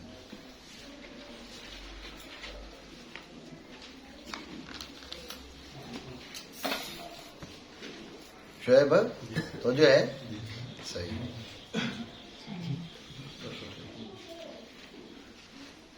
نہیں. آیت نمبر 203. سلیم اللہ. یوں تھا، میں نے بھی آپ کو بتایا کہ جو 13 ذوالحجہ ہے، 9 ذوالحجہ کو جمرہ عقبہ کی، 9 کو نہیں 10 کو، 10 ذوالحجہ کو جمرہ عقبہ کی رمز، 11 کو تینوں کی، 12 کو تینوں کی. ٹھیک ہے. تو کچھ لوگ جو ہے وہ 13 کی رمز کو لازم کہتے، جو لوگ 13 ذوالحجہ کی رمز کے بغیر چلے جاتے ان پر عیب کرتے، ان کے بارے میں برا بلا کہتے، بھائی دیکھو 13 ذوالحجہ کو بھی رمز کرنی تھی، انہوں نے نہیں کی، تو جو ہے کچھ لوگ ایسا کرتے، اور کچھ لوگ 13 ذوالحجہ کو رمز کرنے والوں پر عیب کرتے، جو خود نہیں کرتے تھے، وہ 13 ذوالحجہ کو جو رمز کرتے ان پر عیب کرتے کہ دیکھو بھائی 12 تک رمز ہے، 3 دنوں تک، یعنی 10 11 12، یہ 13 کو بھی وہاں پر بیٹھے ہوئے ہیں اور 13 کو بھی رمز کر رہے ہیں، توجہ ہے؟ تو یہ یعنی کچھ لوگ وہ تھے جو 13 کو رمز نہ کرنے والوں پر عیب کرتے، اور کچھ وہ تھے جو 13 کو رمز کرنے والوں پر عیب کرتے۔ اللہ رب العالمین نے فرمایا فمن تعجل فی یومین فلا اثم علیہ ومن تأخر فلا اثم علیہ لمن اتقى واتقوا اللہ واعلموا انکم الیہ تحشرون۔ فمن تعجل فی یومین، جو پہلے 2 دنوں میں، پہلے 2 دنوں سے مراد کیا ہے؟ ایام تشریق کے پہلے 2 دن، ایام تشریق کے پہلے 2 دن، ایام تشریق کے پہلے 2 دن کون کون سے؟ 11 اور 12۔ فمن تعجل فی یومین فلا اثم علیہ، جس نے عجلت کی ان 2 دنوں میں رمز کر کے وہ چل پڑا، جلدی میں چلا گیا، تعجل کا مطلب یہ ہے کہ جلدی چلا گیا، فلا اثم علیہ، اس پہ کوئی حرج نہیں ہے۔ بات سمجھے نہیں سمجھی؟ اور فمن تاخر ومن تاخر، جو تیسرا دن بھی رک گیا، یعنی 13 ذوالحجہ بھی، تو فلا اثم علیہ، اس پر بھی کوئی گناہ نہیں۔ مسئلہ آپ سمجھے نہیں سمجھے؟ ٹھیک ہے، لیکن اس سے پہلے ایک اور مسئلہ تھا جو بیان کرنا چاہیے تھا، وہ کون سا؟ وَاذْكُرُوا اللَّهَ فِي أَيَّامٍ مَّعْدُودَاتٍ، وَاذْكُرُوا اللَّهَ فِي أَيَّامٍ مَّعْدُودَاتٍ، یہ جو آپ کرتے ہیں نمازوں کے بعد تکبیرات تشریق پڑھتے ہیں، ٹھیک ہے، تو وَاذْكُرُوا اللَّهَ فِي أَيَّامٍ مَّعْدُودَاتٍ، ذکر الہی کرو ایام معدودات میں، گنے ہوئے دنوں میں، ایام نہر میں اور ایام تشریق میں، ملا کے ایام معدودات بنیں گے نا، ایام نہر اور ایام تشریق، ان میں کیا کرو؟ ان میں اللہ رب العالمین کا ذکر کرو، وَاذْكُرُوا اللَّهَ، اللہ کا ذکر کرو، توجہ ہے؟ اللہ کا ذکر کرو، امر وجوب کے لیے ہے، اس لیے ہم کہتے ہیں کہ جماعت کے ساتھ نماز پڑھے تو ایک بار تکبیرات تشریق پڑھنا واجب ہے، 3 بار واجب نہیں ہے، 3 بار پڑھی جاتی ہیں، 3 بار مستحب ہے، لیکن 1 بار پڑھنا واجب ہے۔ پھر آپ نے کتب فقہ میں پڑھا، امام ابو حنیفہ کے بیچ اور صاحبین رحمہ اللہ تعالیٰ کے بیچ تعداد میں اختلاف ہے۔ امام ابو حنیفہ علیہ رحمہ فرماتے ہیں جلدی مکمل ہو جائے گی، صاحبین فرماتے ہیں ایام تشریق کے آخری یوم تشریق جو 13 ذوالحجہ، اس کی اصل میں جا کے ختم کرنی ہے، سمجھے بات کو؟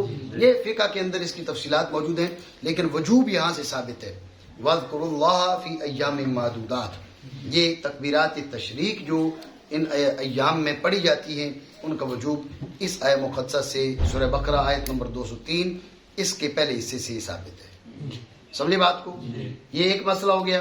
دوسرا مسئلہ جو بھی میں نے آپ کو بتایا کہ 13 ذوالحجہ کو کچھ لوگ نہیں رکتے تھے اور جلدی چلے جاتے، لوگ ان پر عیب کرتے، اور کچھ لوگ جو رکتے لوگ ان پر عیب کرتے، تو اللہ رب العالمین نے فرمایا فمن تعجل فی یومین فلا اثم علیہ، جو عجلت کرے، جلدی چلا جائے ایام تشریق کے پہلے 2 دنوں میں، اور پہلے 2 دنوں میں اس نے کر لی رمی جمار کر لی، اب نہیں رکتا، فلا اثم علیہ، کوئی حرج نہیں ہے۔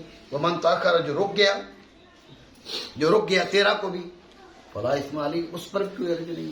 بات آپ سمجھے نہیں سمجھے؟ مسئلہ آ گیا، ذہن میں نہیں آیا؟ ٹھیک ہو گیا؟ یہ سورہ بقرہ آیت نمبر 203 تک ہم نے گفتگو کی۔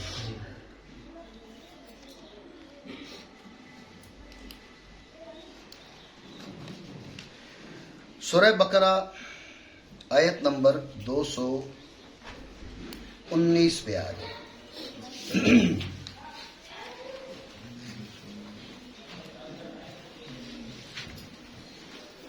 ذہن میں رکھیں، توجہ ہے آپ کی؟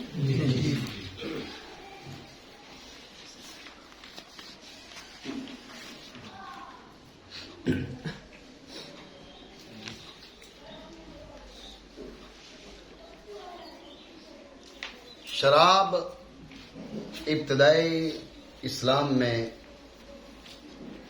حلال تھی. جی. ٹھیک ہے. پھر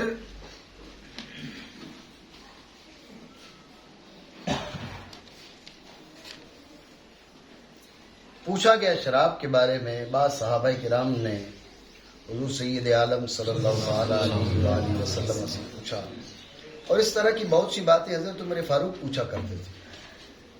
یوں نہیں پوچھا کرتے تھے, حضرت عمر فاروق جیسے مشورہ دیا کرتے تھے اللہ ویسے قرآن نازل فرما دیتا. سمجھ رہے ہو آپ بات کو؟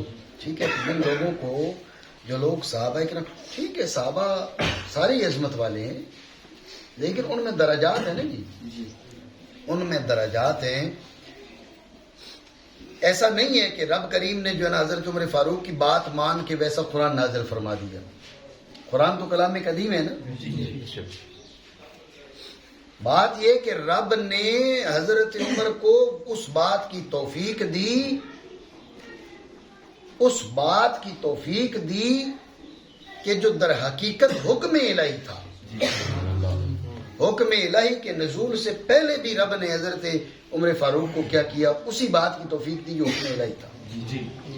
حضرت عمر فاروق نے عرض کی یا رسول اللہ یہ تو عقل میں فطور آ جاتا ہے, یہ شراب پسند نہیں کی نا, پسند نہیں کی. کہ ایک صحابہ کرام رضی اللہ تعالیٰ مجمعین, انہوں نے شراب کی حرمت سے پہلے بھی کبھی شراب نہیں پی تھی. ٹھیک ہے نا, بڑی تعداد ہے صحابہ کرام. عمر فاروق نے عرض کی یا رسول اللہ یہ شراب جو ہے اس سے عقل میں فطور آ جاتا ہے, بلا وجہ مال کا زیاں ہے, تو اس کے بارے میں پوچھا. یعنی میں نے آپ کو بتایا پہلا مرحلہ تھا حلت کا, حلال تھا. پوچھا گیا تو اللہ رب العالمین نے فرمایا اس میں نفع بھی ہے اور گناہ بھی ہے. جی. نفع کم ہے, گناہ بڑا ہے. بچوں پھر بہتر مطلب تو یہ ہو گیا نا, نفع کم ہے, گناہ بڑا ہے. گناہ زیادہ ہے, جب گناہ زیادہ ہے تو پھر کیا کرنا چاہیے, اس سے بچنا چاہیے, لیکن حرام نہیں کیا گیا. توجہ ہے, یہ پہلا مرحلہ اس کے بارے میں. پھر یوں ہوا کہ بعض صحابہ نے شراب پی, نماز کا وقت آیا, نماز پڑھی تو قل یا ایھا الکافرون لا اعبد ما تعبدون میں اس کو لا اعبد کو پڑھا اعبد ما تعبدون. جی, لا اعبد ما تعبدون کو کیا پڑھا, اعبد ما تعبدون, یہ پڑھا. اب یہ جو پڑھا لا کے بغیر, تو اب اللہ رب العالمین نے نماز کے اوقات میں شراب حرام کر دیا. یا ایھا الذین آمنوا لا تقربوا الصلاۃ وانتم سکارى. ٹھیک ہے, تو شراب کے اوقات میں اور نماز کے اوقات میں شراب کو حرام کر دیا گیا. یہ اگلا مرحلہ آ گیا. بات سمجھے؟ اس کے بعد پھر جو شراب کے اور مفاسد, جھگڑا, ایک دوسرے کو تکلیف, تو اس پر اللہ رب العالمین نے سرے سے شراب کو حرام کر دیا گیا. یہ اگلے مرحلے میں. یہ بھی اللہ رب العالمین کی شان ہے اور مخلوق پر مہربانی ہے کہ ایک چیز کے لوگ جو عادی تھے, جی, یک لخت اگر حرام ہوتا تو کیسے چھوڑتے اس کو؟ آپ سمجھ رہے ہو نا بات کو؟ اگر یک لخت حرام ہوتا تو شراب چھوڑتے تو سر ان کا پھر جاتا, کیسے وہ اس کو چھوڑتے؟ تو آہستہ آہستہ آہستہ آہستہ کئی ایک درجات میں اس سے باہر نکال کر پھر مکمل طور پر شراب کو حرام کر دیا. اور ایسا حرام کر دیا جو پیے وہ بھی ملعون ہے, جو پلائے وہ بھی ملعون ہے, جو بنائے وہ بھی ملعون ہے, جو لاد کر لائے وہ بھی ملعون ہے. سخت جو ہے وہ شدید حرمت ہے اس کی. بات آپ سمجھے نہیں سمجھے؟ توجہ ہے نہیں ہے؟ تو اب مسئلہ کیا تھا؟ مسئلہ یہ تھا کہ بھئی پہلے شراب تھی حلال, صحابہ نے پوچھا, اللہ رب العالمین نے فرمایا یسألونک عن الخمر والمیسر. توجہ ہے؟ خمر تو بتا دیا, میسر کیا تھا؟ میسر کی حقیقت سمجھو. توجہ ہے؟ اصل میں یہ تھا اونٹ خریدتے, اس کو ذبح کرتے, اس کے 28 حصے بناتے. کتنے ہو گئے؟ 28 حصے. اب 10 ان کو آپ جیسے آج کے حساب سے گوٹیوں کا نام دے دو, 10 گوٹیاں, جی, ان میں سے ایک پر ایک لکھا ہوتا, دوسری پر اس کے باقاعدہ نام ہے, انہوں نے نام رکھے ہوئے تھے. ایک 2 नंबर वाला 3, 4, 5, 6, 7, 8, 9, 10 पर कुछ भी नहीं लिखा हुआ। ठीक है, 10 गोटियां, उनमें से 7 पर नाम लिखे हुए, नंबर लिखे हुए, 1, 2, 3, 4, 5, 6, 7। अब आप गौर करें ना, इनको आप जमा करें। 7 जमा 6 कितने हो गए? 13। 7 जमा 6 कितने हो गए? 13 जमा 5 18, 18 जमा 4 22 जमा 3 25 जमा 2 27 जमा 1। ये 7 नंबरों में 28 पूरे हो गए। जितने हिस्से उन्होंने बनाए थे, ऊंट ज़बा किया, उसके 28 हिस्से बनाए। ठीक है ना? और 7 जो है उन पर नंबर लिख दिए, 3 पर नंबर नहीं लिखे। अब एक बंदे के हाथ में देते कि अब वो हिला जुला के उसमें से भाई चलें जी ये फलां के नाम का, अरे किसके नाम का निकालो जी? फलां के नाम का। तो वो उसमें से एक गोटी निकालता। अगर उसमें 2 है तो उस 28 में से 2 हिस्से ही ले लेगा, 3 ले लेगा, 4 ले लेगा, जो भी। समझे बात को? और अगर खाली गोटी इसके हिस्से में निकली तो पूरे ऊंट की कीमत ये देगा।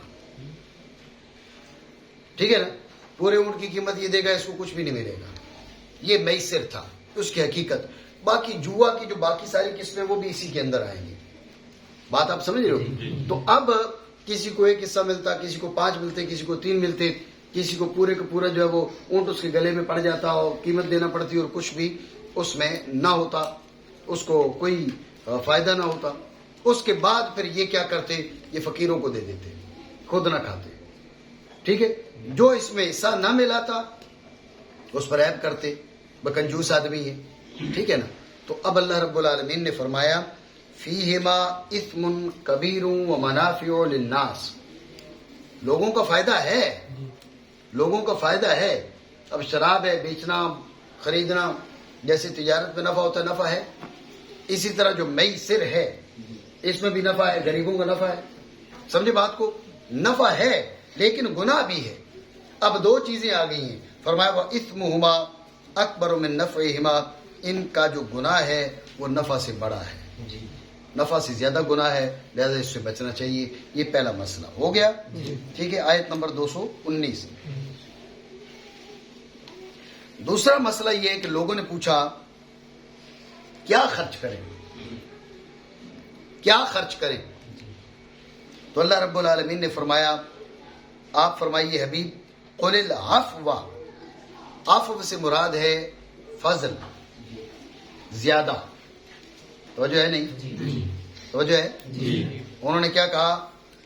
रब ने फरमाया वयसअलूनका माज़ा युनफ़िक़ून, तुमसे पूछते हैं क्या खर्च करें। तवज्जो है? तुमसे पूछते हैं क्या खर्च करें। आप फरमाओ अल अफ़्वा।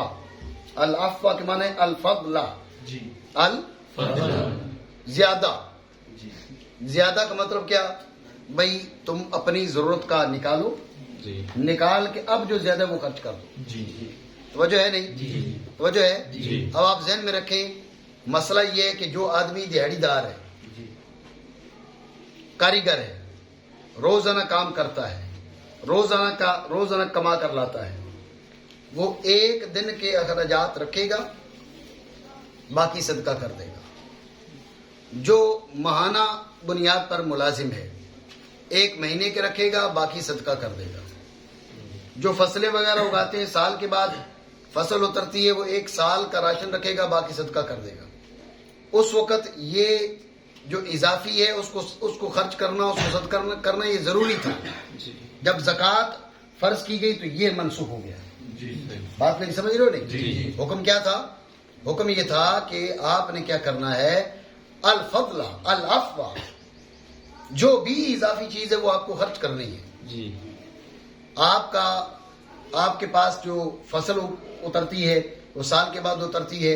आप मसलन उसमें से 50 मन में आपका साल पूरा गुजर जाता है, 100 मन में साल गुजर जाता है, तो 100 मन आप रखेंगे, बाकी सारे का सारा राय खुदा में उसको खर्च करना जरूरी है, वाजिब है। समझे बात को?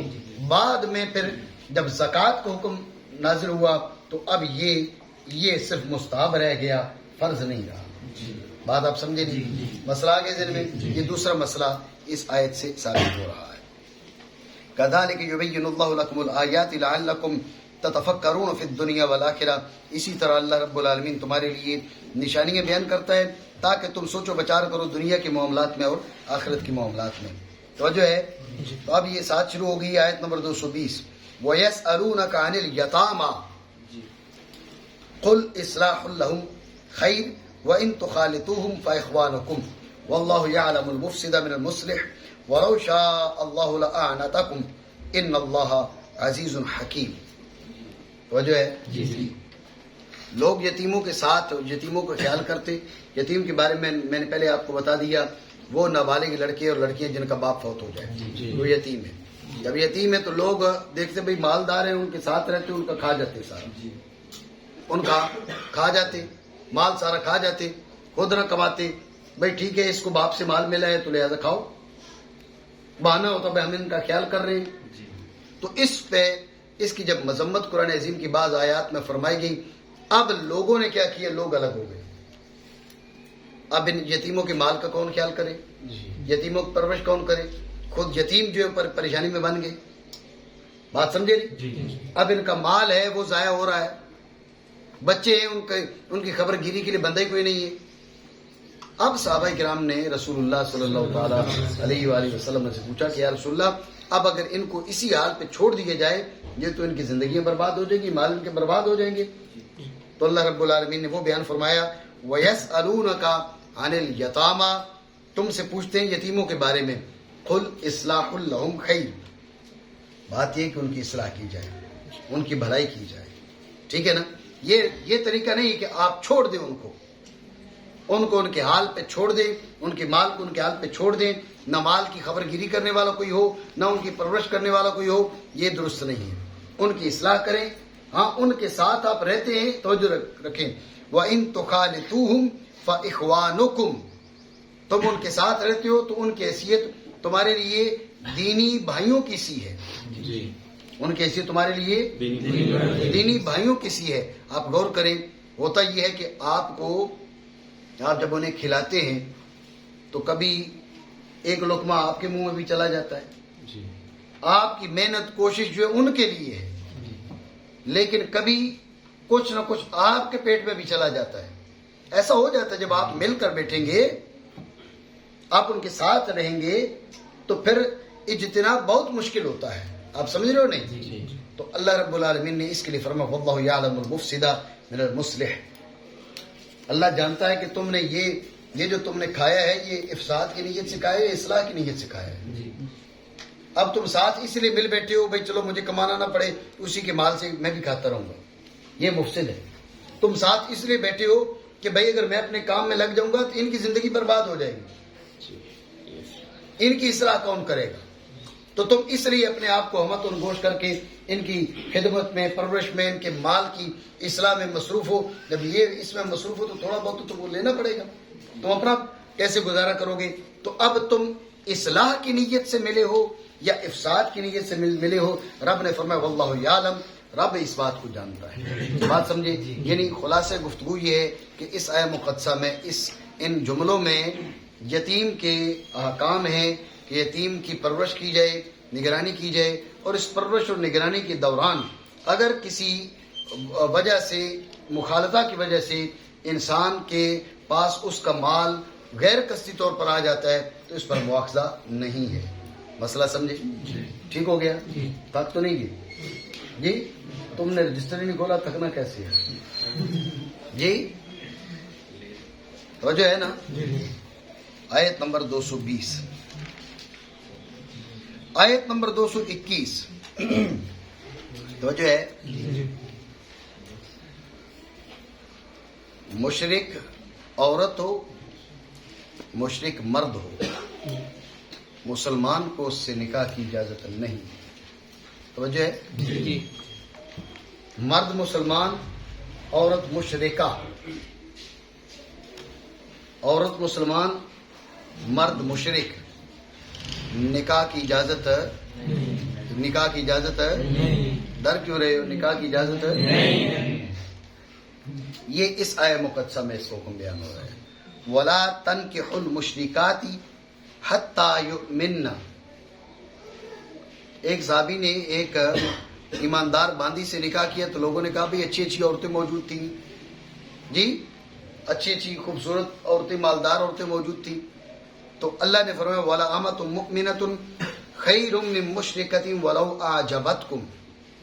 مشرک عورت ہے وہ تمہیں پسند بھی ہو جب بھی اس سے بہتر ایماندار باندی ہے. سمجھو بات کو؟ اس لیے کہ ایمان کی تو قیمت ہی کوئی نہیں ہے نا جی. ایمان کی کون قیمت لگا سکتا ہے؟ ادھر کسی ملک کا جو ہے وہ حکمران ہو، ایمان نہیں ہے اس کے پاس، ادھر انتہائی غریب مرد یا عورت جس کے پاس ایک ٹائم کا کھانا نہیں ہے، غلام ہے، لیکن اس کے پاس ایمان ہے تو اس کی دولت زیادہ ہے. بات ذہن میں رکھیں. اس لیے فرمایا وَلَأَمَةٌ مُؤْمِنَةٌ خَيْرٌ مِّن مُشْرِكَةٍ وَلَوْ أَعْجَبَتْكُمْ. یہ مشرک عورتوں سے نکاح کی حرمت ہے. آگے کیا فرمایا؟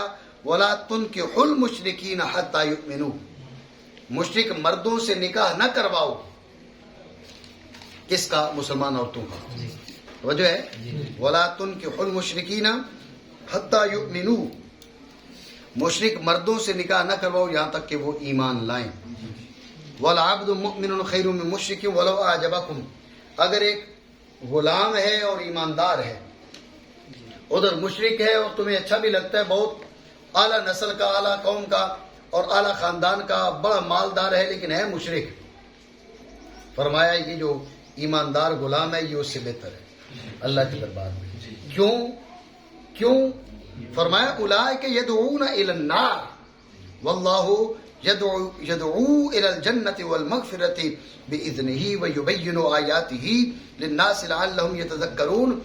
یہ نہ دیکھو گاڑی کون سی ہے، یہ دیکھو جا کہاں رہی ہے. پتہ چلا جناب ادھر تم ٹھیلے پہ بیٹھے ہوئے ہو، ادھر تم جناب والا مرسڈیز میں بیٹھے ہوئے ہو، اور پتہ چلا مرسڈیز سیدھی آگے گھڑے میں جا رہی ہے، ٹھیلا جناب والا کہیں بازار میں، کہیں مسجد کی طرف کہیں اچھی جگہ جا رہا ہے تو ٹھیلے پہ بیٹھنا چاہیے مرسڈیز پہ بیٹھنا چاہیے؟ ٹھیلا بہتر ہوا نا. کیوں؟ اس لیے کہ جدھر ٹھیلا جا رہا ہے وہ اچھی جگہ ہے، وہ جناب باغ ہے آگے لگا ہوا، طرح طرح کی نعمتیں ہیں وہاں پر. اور یہ جناب مرسڈیز میں آپ بیٹھ گئے اور پتہ چلا وہ سیدھی آگے جناب والا بہت بڑی گہری کھائی ہے، اسپیڈ سے جا رہی ہے، جو بھی بیٹھے گئے اس نے گرنا ہی گرنا ہے، تو کوئی عقل مند نہیں کہے گا کہ میں مرسڈیز کا انتخاب کرتا ہوں. اللہ رب العالمین نے فرمایا اولئک یدعون الی النار واللہ یدعو الی الجنۃ والمغفرۃ باذنہ. وہ تمہیں بڑے اچھے لگ رہے ہیں کفار، وہ تو ان کی گاڑی تو جہنم جا رہی ہے، بیٹھو ساتھ. اور اللہ رب العالمین پر جو ایمان لاتے ہیں، غلام ہیں، باندیے ہیں ایماندار، ان کی گاڑی جنت جا رہی ہے. اب تمہاری مرضی ہے، تم دیکھو کدھر تم نے بیٹھنا ہے. مسئلہ سمجھو نہیں سمجھے؟ یہ آیت نمبر 221 ہو گئی. ٹھیک ہو گیا؟ آیت نمبر 222.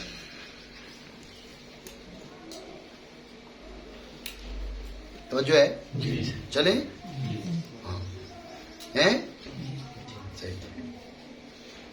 آیت نمبر 222. اس آیت میں حیض، عورتوں کو ماہانہ جو ایام ہوتے ہیں اور ان میں ان کو خون جاری ہوتا ہے، اس کے احکام کا بیان ہے. اصل میں جو یہود اور نصارہ تھے یہ حیض والی عورتوں کے بارے میں افراط اور تفرید کا شکار تھے. ٹھیک ہے؟ یہود کیا کرتے؟ یہود عورتوں کو بالکل جدا کر دیتے، ان کے ساتھ کھانا پینا، اٹھنا بیٹھنا، سونا جاگنا، اوڑھنا بچھونا مکمل الگ کر دیتے. برخلاف نصارہ کے، وہ ان دنوں میں عورتوں کو مزید قریب کر لیتے جی. لیکن اسلام مذہب اعتدال ہے، مذہب وسطیت ہے، اس لیے اسلام نے اس حالت میں ایک چیز کو روکا، باقیوں کی اجازت دی. کس چیز سے روکا؟ بیوی کے ساتھ ہم بستری سے. فرمایا وَيَسْأَلُونَكَ عَنِ الْمَحِيضِ قُلْ هُوَ أَذًى فَاعْتَزِلُوا النِّسَاءَ فِي الْمَحِيضِ وَلَا تَقْرَبُوهُنَّ حتی یطہرن، لوگ آپ سے پوچھتے ہیں حیض کے بارے میں، آپ فرمائیے یہ گندگی ہے، تو حیض کی حالت میں عورتوں سے دور رہو، الگ رہو. ولا تقربوہن، قرب سے مراد ہے ہم بستری. حتی یطہرن، یہاں تک کہ وہ پاک ہو جائے. فَإِذَا تَطَهَّرْنَ فَأْتُوهُنَّ مِنْ حَيْثُ أَمَرَكُمُ اللَّهُ، جب وہ پاک ہو جائیں تو اب جہاں سے اللہ رب العالمین نے تمہیں حکم دیے وہاں سے تم ان کے پاس آ سکتے ہو. توجہ ہے نہیں ہے؟ مسئلہ ہے ذہن میں؟ ٹھیک ہو گیا. یہ پھر کتب فقہ میں ہمارے فقہاء نے اس کی تفصیلات بیان کی ہیں کہ حالت حیض میں کیا حرام ہے. ویسے حالت حیض میں کیا حرام ہے، تو ایک رائے یہ ہے کہ ناف سے لے کر گھٹنے تک عورت کی قربت حرام ہے. ایک رائے ہمارے حنفی فقہاء کی یہ ہے کہ ناف سے لے کر گھٹنے تک حرام نہیں ہے، فقط ہم بستری حرام ہے. امام محمد رحمہ اللہ تعالیٰ وغیرہ کی یہ رائے ہے. احتیاط اسی میں ہے کہ ناف سے لے کر گھٹنے تک کے ہے، اس میں قربت نہ کی جائے. باقی اگر کوئی بیوی کے ساتھ لیٹتا ہے اور ایک بستر پر لیٹتے ہیں، اس میں کوئی حرج نہیں ہے. بات سمجھے نہیں سمجھے؟ ٹھیک ہو گیا. اس میں بوس و کنار ہے، اس میں بھی کوئی حرج نہیں ہے. ناف سے لے کر گھٹنے تک کے ہے، یہ قربت نہیں ہونی چاہیے. تو یہ فَاعْتَزِلُوا النِّسَاءَ فِي الْمَحِيضِ، محیض میں، محیض کے جائے حیض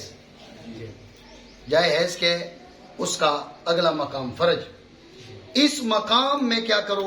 الگ رہو. وہی ہم بستری جو کہا، بھائی ہم بستری نہ کرو. فَاعْتَزِلُوا النِّسَاءَ فِي الْمَحِيضِ، جائے حیض سے دور رہو، جائے حیض سے دور رہو. وَلَا تَقْرَبُوهُنَّ حَتَّى يَطْهُرْنَ، جب تک پاک نہیں ہو جاتی قریب نہ ہو.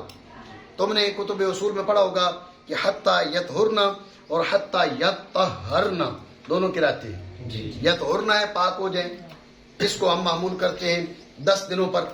10 دنوں میں پاک ہوتی ہیں تو اب غسل کے بغیر بھی بیوی کے پاس جایا جا سکتا ہے. اور اگر 10 دنوں سے پہلے وہ پاک ہو جاتی ہے، خون آنا رک جاتا ہے، تو اب حتی یطہرنا اس قرات پر عمل ہوگا. وہ غسل کریں گی تو پھر بیوی کے پاس جایا جا سکتا ہے، اس سے پہلے نہیں. بات سمجھے نہیں سمجھے؟ ٹھیک ہو گیا. فَإِذَا تَطَهَّرْنَ فَأْتُوهُنَّ مِنْ حَيْثُ أَمَرَكُمُ اللَّهُ، جب کیا ہو؟ وہ پاک ہو جائیں تو اب جہاں سے تمہیں اللہ نے حکم دیا وہاں سے ان کے پاس آ سکتے ہو. توجہ ہے؟ فَأْتُوهُنَّ مِنْ أَيِّ مَكَانٍ شِئْتُمْ نہیں ہے، میں نے کل بتایا تھا نا. تو رافضی بدبخت کیا ہے؟ رافضیت انتہائی گندا مذہب ہے، انتہائی گندا مذہب ہے. سمجھے بات کو؟ یہ تو کچھ بیروپیے ہیں نا جنہوں نے کہہ دیا بھائی ٹھیک ہے حضرت مولا علی کا ذکر زیادہ کر لو تو شاید یہ بھی رافضیت بن جاتی ہے. یہ بات کر کے حقیقت میں رافضیت کے اصل چہرے کو چھپایا جا رہا ہے. بات سمجھو نہیں سمجھی؟ اگر یہ کہا جائے بھائی ٹھیک ہے جی جو سر سے گنجا ہو وہ وہابی ہوتا ہے، جو سر سے گنجا ہو وہ وہابی ہوتا ہے، تو اب پھر کیا لوگ سمجھیں کہ بھائی ٹھیک ہے وہابیت کوئی بری بات نہیں، خالی سر سے گنجا ہونا وہابیت ہے. لوگ تو یہ سمجھیں گے نا. لیکن اگر یہ بتایا جائے وہابیہ اور دیوبندیہ کے اصل نظریات بتائے جائیں، آپ سمجھ رہے ہو؟ میں اسی لیے غیر مقلدین کے جو مسئلہ ہے نا رفع دین والا میں نہیں پڑھتا، اس میں روکتا ہوں. میں کہتا ہوں ان مسائل میں نہ پڑھو. جو ان کی بدعقیدگیاں ہیں ذات و صفات کے بارے میں وہ بتاؤ نا.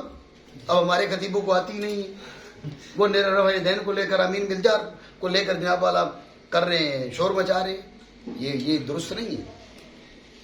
اگر آپ اوریجنل فیس ان کا نہیں دکھائیں گے تو لوگ دھوکے میں رہ جائیں گے. اس لیے یہ علی کرنے کو رافضیت کہنے والے حقیقت میں یہ رافضیت کا اصلی مکروہ چہرہ چھپا رہے ہیں. سمجھے بات کو؟ یہ انہوں نے رافضی کا لوگوں نے ایکسپٹ کر لیا، ٹھیک ہے یہ رافضیت ہے، فلیشہد الثقلان انی رافضی. چل تو یہ سمجھتا ہے بھئی علی کرنا رافضیت ہے، یہ رافضیت ہے، چل میں رافضی ہوں. رافضیت انتہائی مکروہ قسم کا مذہب ہے. میں نے بعض مضامین میں لکھا بھی ہے، میں نے کہا یہودیت کی گوت ہے سب کاسٹ،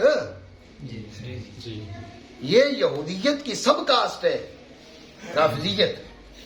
سمجھے بات کو؟ آپ کے جتنے شرع شریف نے جتنی چیزیں حرام کی ہیں اس کو کسی نہ کسی طرح مروڑ مراڑ کے ان کے یہاں جائز ہے. یہ تو میں عورتوں کی بات کر رہا ہوں، یہ مردوں کے ساتھ الواتت بھی ان کے یہاں جائز ہے. ہاں بعض ان کے علماء نے لکھا ہے اور بعض نے کہا کہ بھئی اس سے انسان کے اندر عاجزی اور انکساری آتی ہے. ہاں باقاعدہ بالکل حوالہ میں نہ دوں تو میں مجرم ہوں، حوالہ سے میری ذمہ داری ہے. اس سے جو ہے وہ انسان میں عاجزی اور انسان میں تکبر بڑھ جائے. یہ کہ پھر الفاظ میرے ہیں، میں تکبر بڑھ جائے تو پھر اس کو چاہیے الواتت کروا لے.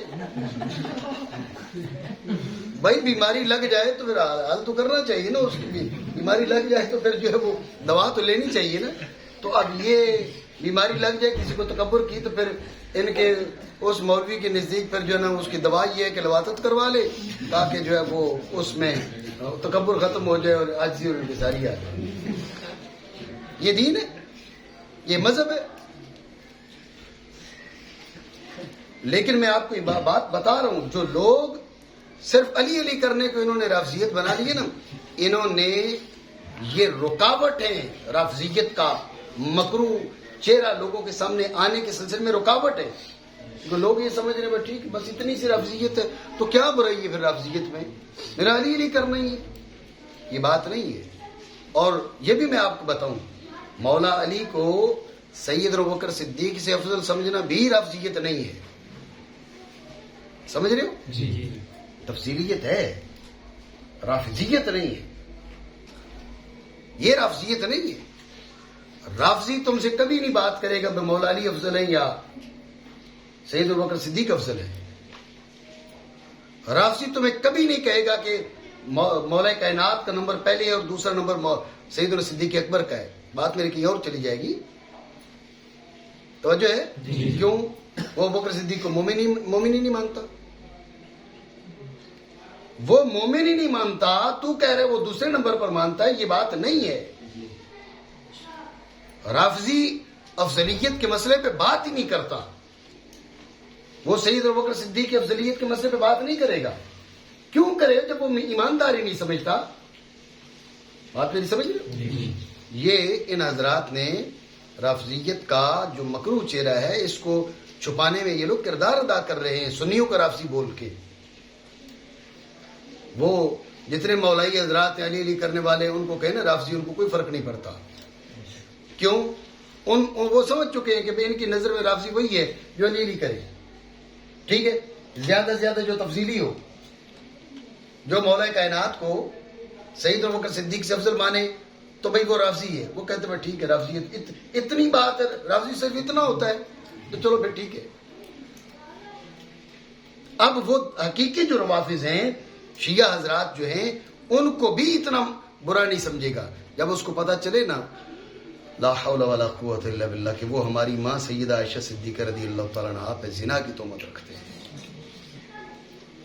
وہ سیدنا ابو بکر صدیق کو مرتد سمجھتے ہیں، عمر فاروق کو مرتد سمجھتے ہیں، عثمان غنی کو مرتد سمجھتے ہیں، سیدہ حفصہ رضی اللہ تعالیٰ عنہا کو معاذ اللہ مرتدہ سمجھتے ہیں. جی تب اس کو پتا چلے گا کہ ان کمینوں اور گھٹیا لوگوں کا مذہب کیا ہے. وہ کیوں بحث کرے گا آپ سے ابو بکر صدیق کی افضلیت پر جب وہ مومن ہی نہیں مانتا، جو مسلمان ہی نہیں مانتا، وہ معاذ اللہ مرتد مانتا ہے. گنتی کے چند صحابہ ہیں جن کے علاوہ باقی سارے صحابہ کو مرتد سمجھتے ہیں، وہ رافضی ہے. توجہ ہے؟ ہاں یہ بات ذہن میں رکھیں. تو رافضیت ہم پر پابندی ہے. ہم صرف جو ہے نا ہم یہ کہتے ہیں جب تک اسلام کی گنجائش ہے تو ہم اس کو کافر نہیں کہیں. جب تک کسی میں اسلام کی گنجائش ہو ہم کافر نہ کہیں.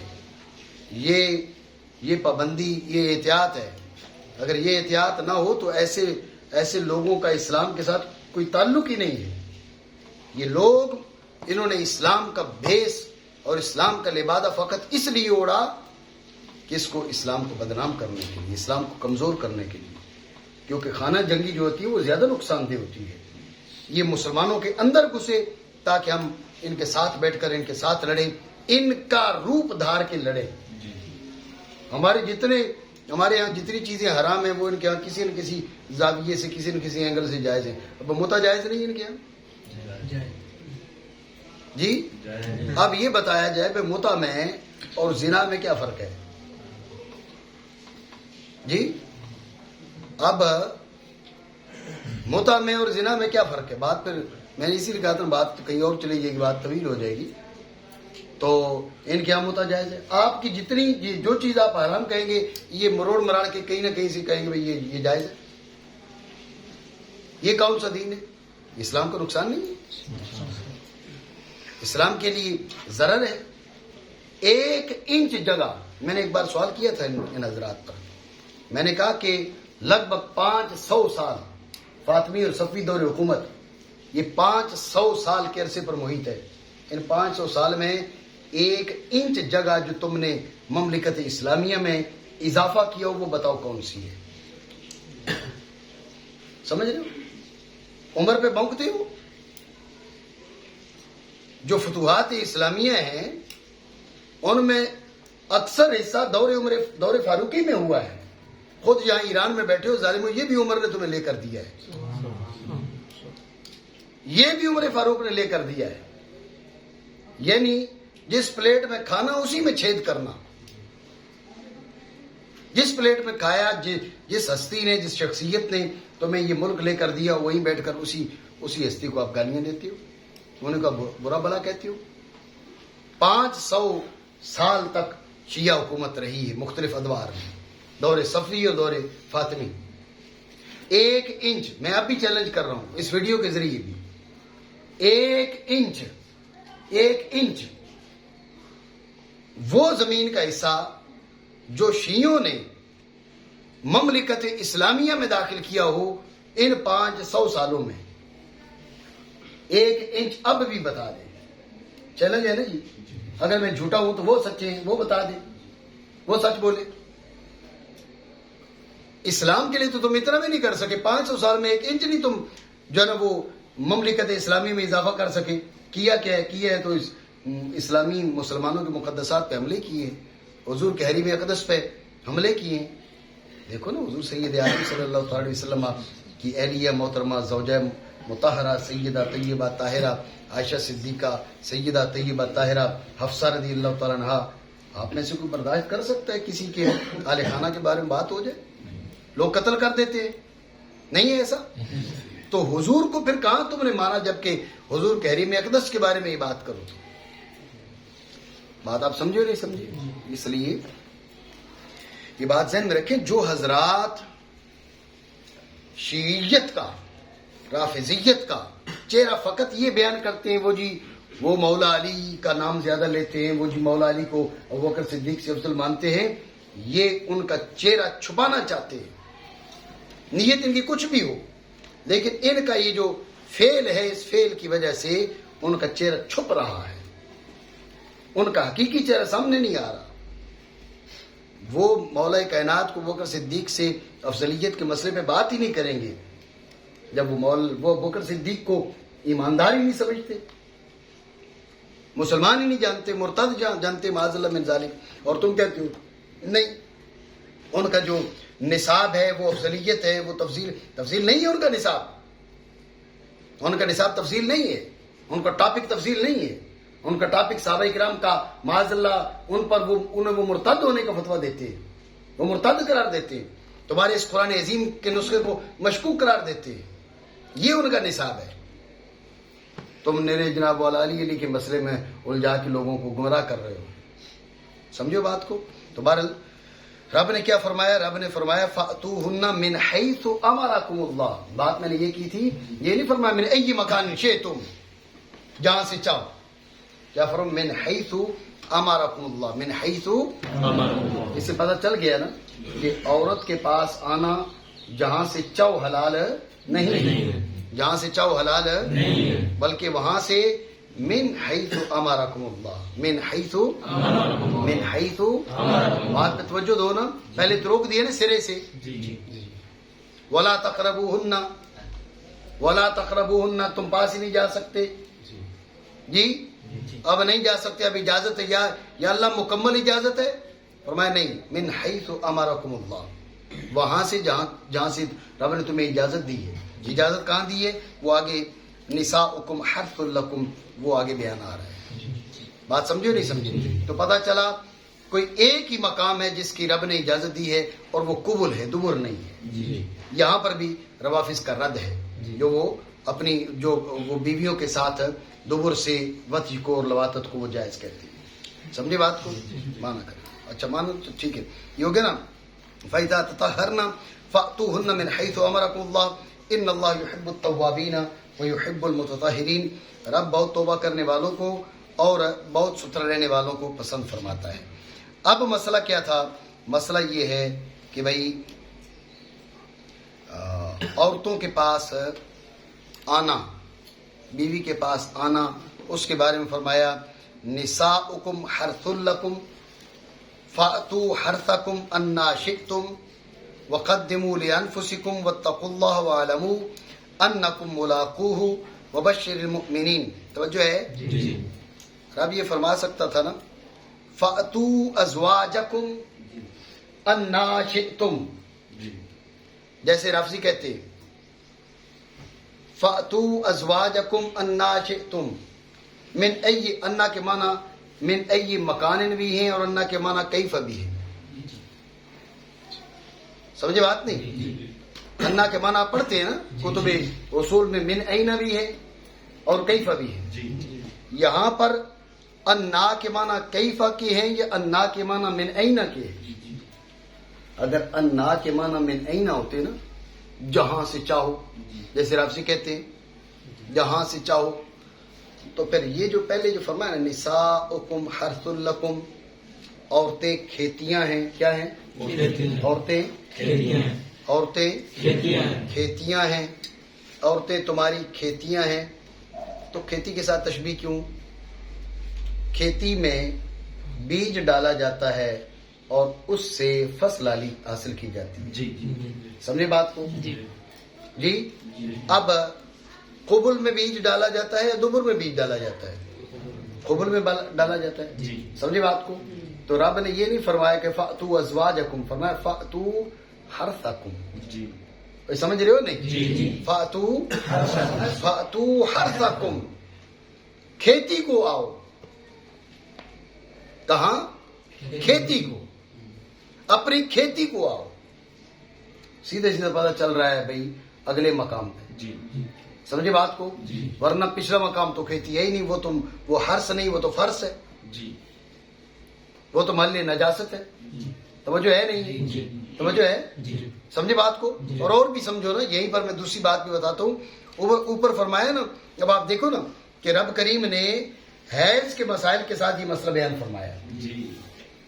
حیض کے اندر جو نجاست ہے وہ عارضی ہے. سمجھ رہے ہو؟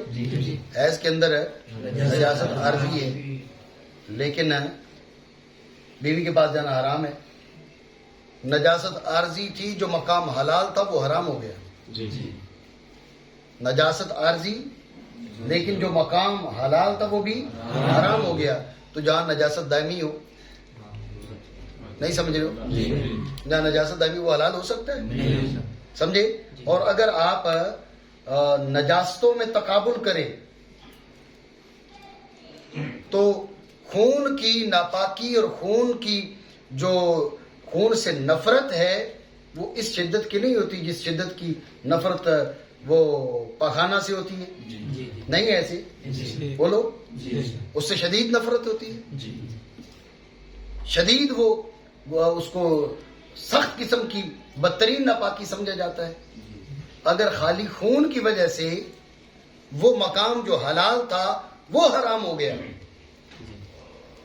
خون کی نجاست جس سے انسانی جو نفرت ہے وہ اتنی نہیں ہے جتنی پاخانہ سے ہے، جتنی برات سے ہے. آپ میری بات سمجھ رہے ہو؟ جتنی اس سے نفرت ہے اتنی نفرت خون سے. خون کی بعض قسمیں تو حلال بھی ہیں. پہلے بتا نہیں چکا تمہیں؟ خون کی بعض قسمیں حلال ہیں، پاک ہیں، کھانا بھی جائز ہے. لیکن جو براز ہے وہ ایسی شدید ناپاکی ہے کہ اس سے انتہا درجے کی نفرت ہے.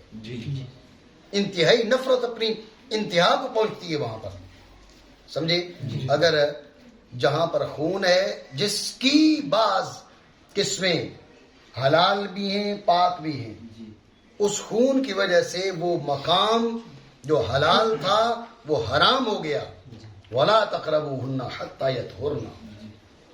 جی، تو جہاں پر دائمی ناپاکی ہے اور خون کی نسبت کئی درجہ شدید موجب قابل نفرت ناپاکی ہے، اس کی پاکی کو، اس کی حلت کو کوئی تصور کر سکتا ہے؟ بات نہیں سمجھ رہے ہو؟ ٹھیک ہے. یعنی یہ دوسری دلیل بھی ہے. ایک تو یہ ہے نا فَأْتُوا حَرْثَكُمْ، تم آؤ گے اپنی کھیتی کو. تو ہرس جو ہے وہ ہرس قبل ہے، دبر نہیں ہے. ٹھیک ہے. تو دوسرا پچھلی آیت کا میں نے آپ کو وہاں سے استدلال بتا دیا. وہ آیت بھی بتا رہی ہے کہ بیویوں کے ساتھ جو مستری ہے وہ قبل میں ہو سکتی ہے، دبر میں نہیں ہو سکتی. یہ رافضیوں کا گندا مذہب ہے کہ ساری گندگیاں ان کے ہاں جائز ہی ہے. کسی نہ کسی ذریعے سے انہوں نے ان گندگیوں کو جائز کیا ہوا ہے. جی، مذہب ہی گندا ہے. ہمارے لوگوں پر بھی قربان بھائی انہوں نے کہا جی نہیں، حضرت مولا علی کو سیدنا صدیق اکبر سے افضل کہنا یہی رافضیت ہے. یہ رافضیت ہے ہی نہیں، یہ نہیں ہے رافضیت، یہ تفصیلیت ہے. یہ تفصیلیت ہے، یہ رافضیت نہیں ہے. سمجھ رہے ہو بات کو؟ تو رافضیت جو ہے نا، رافضیوں کا تو صحابہ کے معاذ اللہ وہ صحابہ پہ تبرہ نہ کرے تو وہ تو رافضی نہیں ہے نا جی. جو بکر صدیق پہ تبرہ نہ کرے وہ رافضی نہیں ہے. یہ ہمارے علماء نے باقاعدہ اصطلاحات بیان کی ہیں. جب تک تبرہ نہیں ملتا ان کے ساتھ، ان کی فکر کے ساتھ، جب تک تبرہ نہیں ملتا صحابہ کرام کے معاملے میں، تب تک رافضی بنتا ہی نہیں ہے. رافضیت کی ابتدائی تبرہ ہے، تفصیلیت نہیں ہے. رافضیت کی ابتدا تبرہ ہے. سیدنا مولا علی کو حضرت عثمان بن عفان سے افضل سمجھنا یہ تشیع ہے متقدمین کیا، یہ تشیع ہے. سمجھے؟ اس فکر کے حامل کئی علماء اہل سنت بھی گزرے ہیں. حضرت مولا علی کو سیدنا صدیق اکبر سے افضل سمجھنا یہ تفصیلیت ہے. سیدنا صدیق اکبر پر اور اکابر صحابہ پر تبرہ کرنا یہ رافضیت ہے. ٹھیک ہے. تو رافضیت انتہائی گندا مذہب ہے، اس کی حقیقت بیان کرو. ان باتوں میں مت الجھاؤ لوگوں کو. ان باتوں میں لوگ الجھ کے لوگ سمجھے گا بھائی نہیں رافضیت تو کوئی اتنا برا مذہب تو نہیں ہے. لیکن جب ان کو بتاؤ نا کہ بس پھر کچھ باتیں اگلی بات کے لیے رہنے دیں. شاہ جی فرمایا نساؤکم حرث لکم فاتوا حرثکم انا شئتم. اب یہاں سے میں نے اصل جو بات کی ہے یہاں سے استدلال کرتے ہیں. کہتے جی انا کے معنی من این، جہاں سے چاہو. جی جہاں سے چاہو. تو بھئی جہاں سے اگر رب نے فرمانا تھا تو حرثکم کیوں فرمایا؟ تو سمجھا دے ہم کو، ہماری نہ مان، تو سمجھا دے. رب کے کلام معاذ اللہ لغو تو نہیں ہے نا. یہ فاتوا حرثکم، فاتوا حرثکم یہ کیوں کہا؟ یہاں پر حرث لانے کا فائدہ تو بتا. اگر انا کے معنی من اینا ہے، جہاں سے چاہو، تو پھر حرثکم کا کیا مطلب ہوا؟ بات سمجھو نہیں سمجھی؟ دیں جواب. نساؤکم حرث لکم، پہلے حرث فرمایا، اتنا اس جملے کا بھی کوئی فائدہ نہیں رہے گا. نساؤکم حرث لکم اس کا کوئی فائدہ نہیں رہے گا رافضیوں کے مذہب کے مطابق. فاتوا حرثکم اس کی جگہ فاتوا ازواجکم ہو سکتا تھا. ازواجکم کے بجائے حرثکم فرمانے کا کیا فائدہ؟ رافضی بتائے، نہیں بتا سکتا. اگر انا من اینا کے معنی میں ہو، ایک فائدہ نہیں بتا سکتا. اور دوسرا حالت حیض میں بیوی کی جو قربت حرام ہے، یہ بتائے بھئی حالت حیض میں بیوی کی قربت حرام ہے صرف خون کی وجہ سے، تو اتنی بڑی گندگی جو دبر میں موجود ہے اس کی وجہ سے حرمت کیسے نہیں ہے؟ یہ بتائے رافضی، کبھی نہیں بتا سکتا. وہاں پر جناب والا کہتے ہیں جی حضرت سیدنا امام جعفر صادق سے ظالموں نے ائمہ اہل بیت کو بھی بیچ میں جو ہے نا اس قسم کی معاذ اللہ ان پر بھی تہمتیں انہوں نے باندھی ہوئی ہیں. کوئی ان کو محبت نہیں اہل بیت سے، کوئی نہیں. ساری ان گندگیوں کا جو ہے وہ یہ تھوپتے ہیں ائمہ اہل بیت پر، وہ نہیں جی یہ امام جعفر صادق کا فرمان ہے، معاذ اللہ من ذالک۔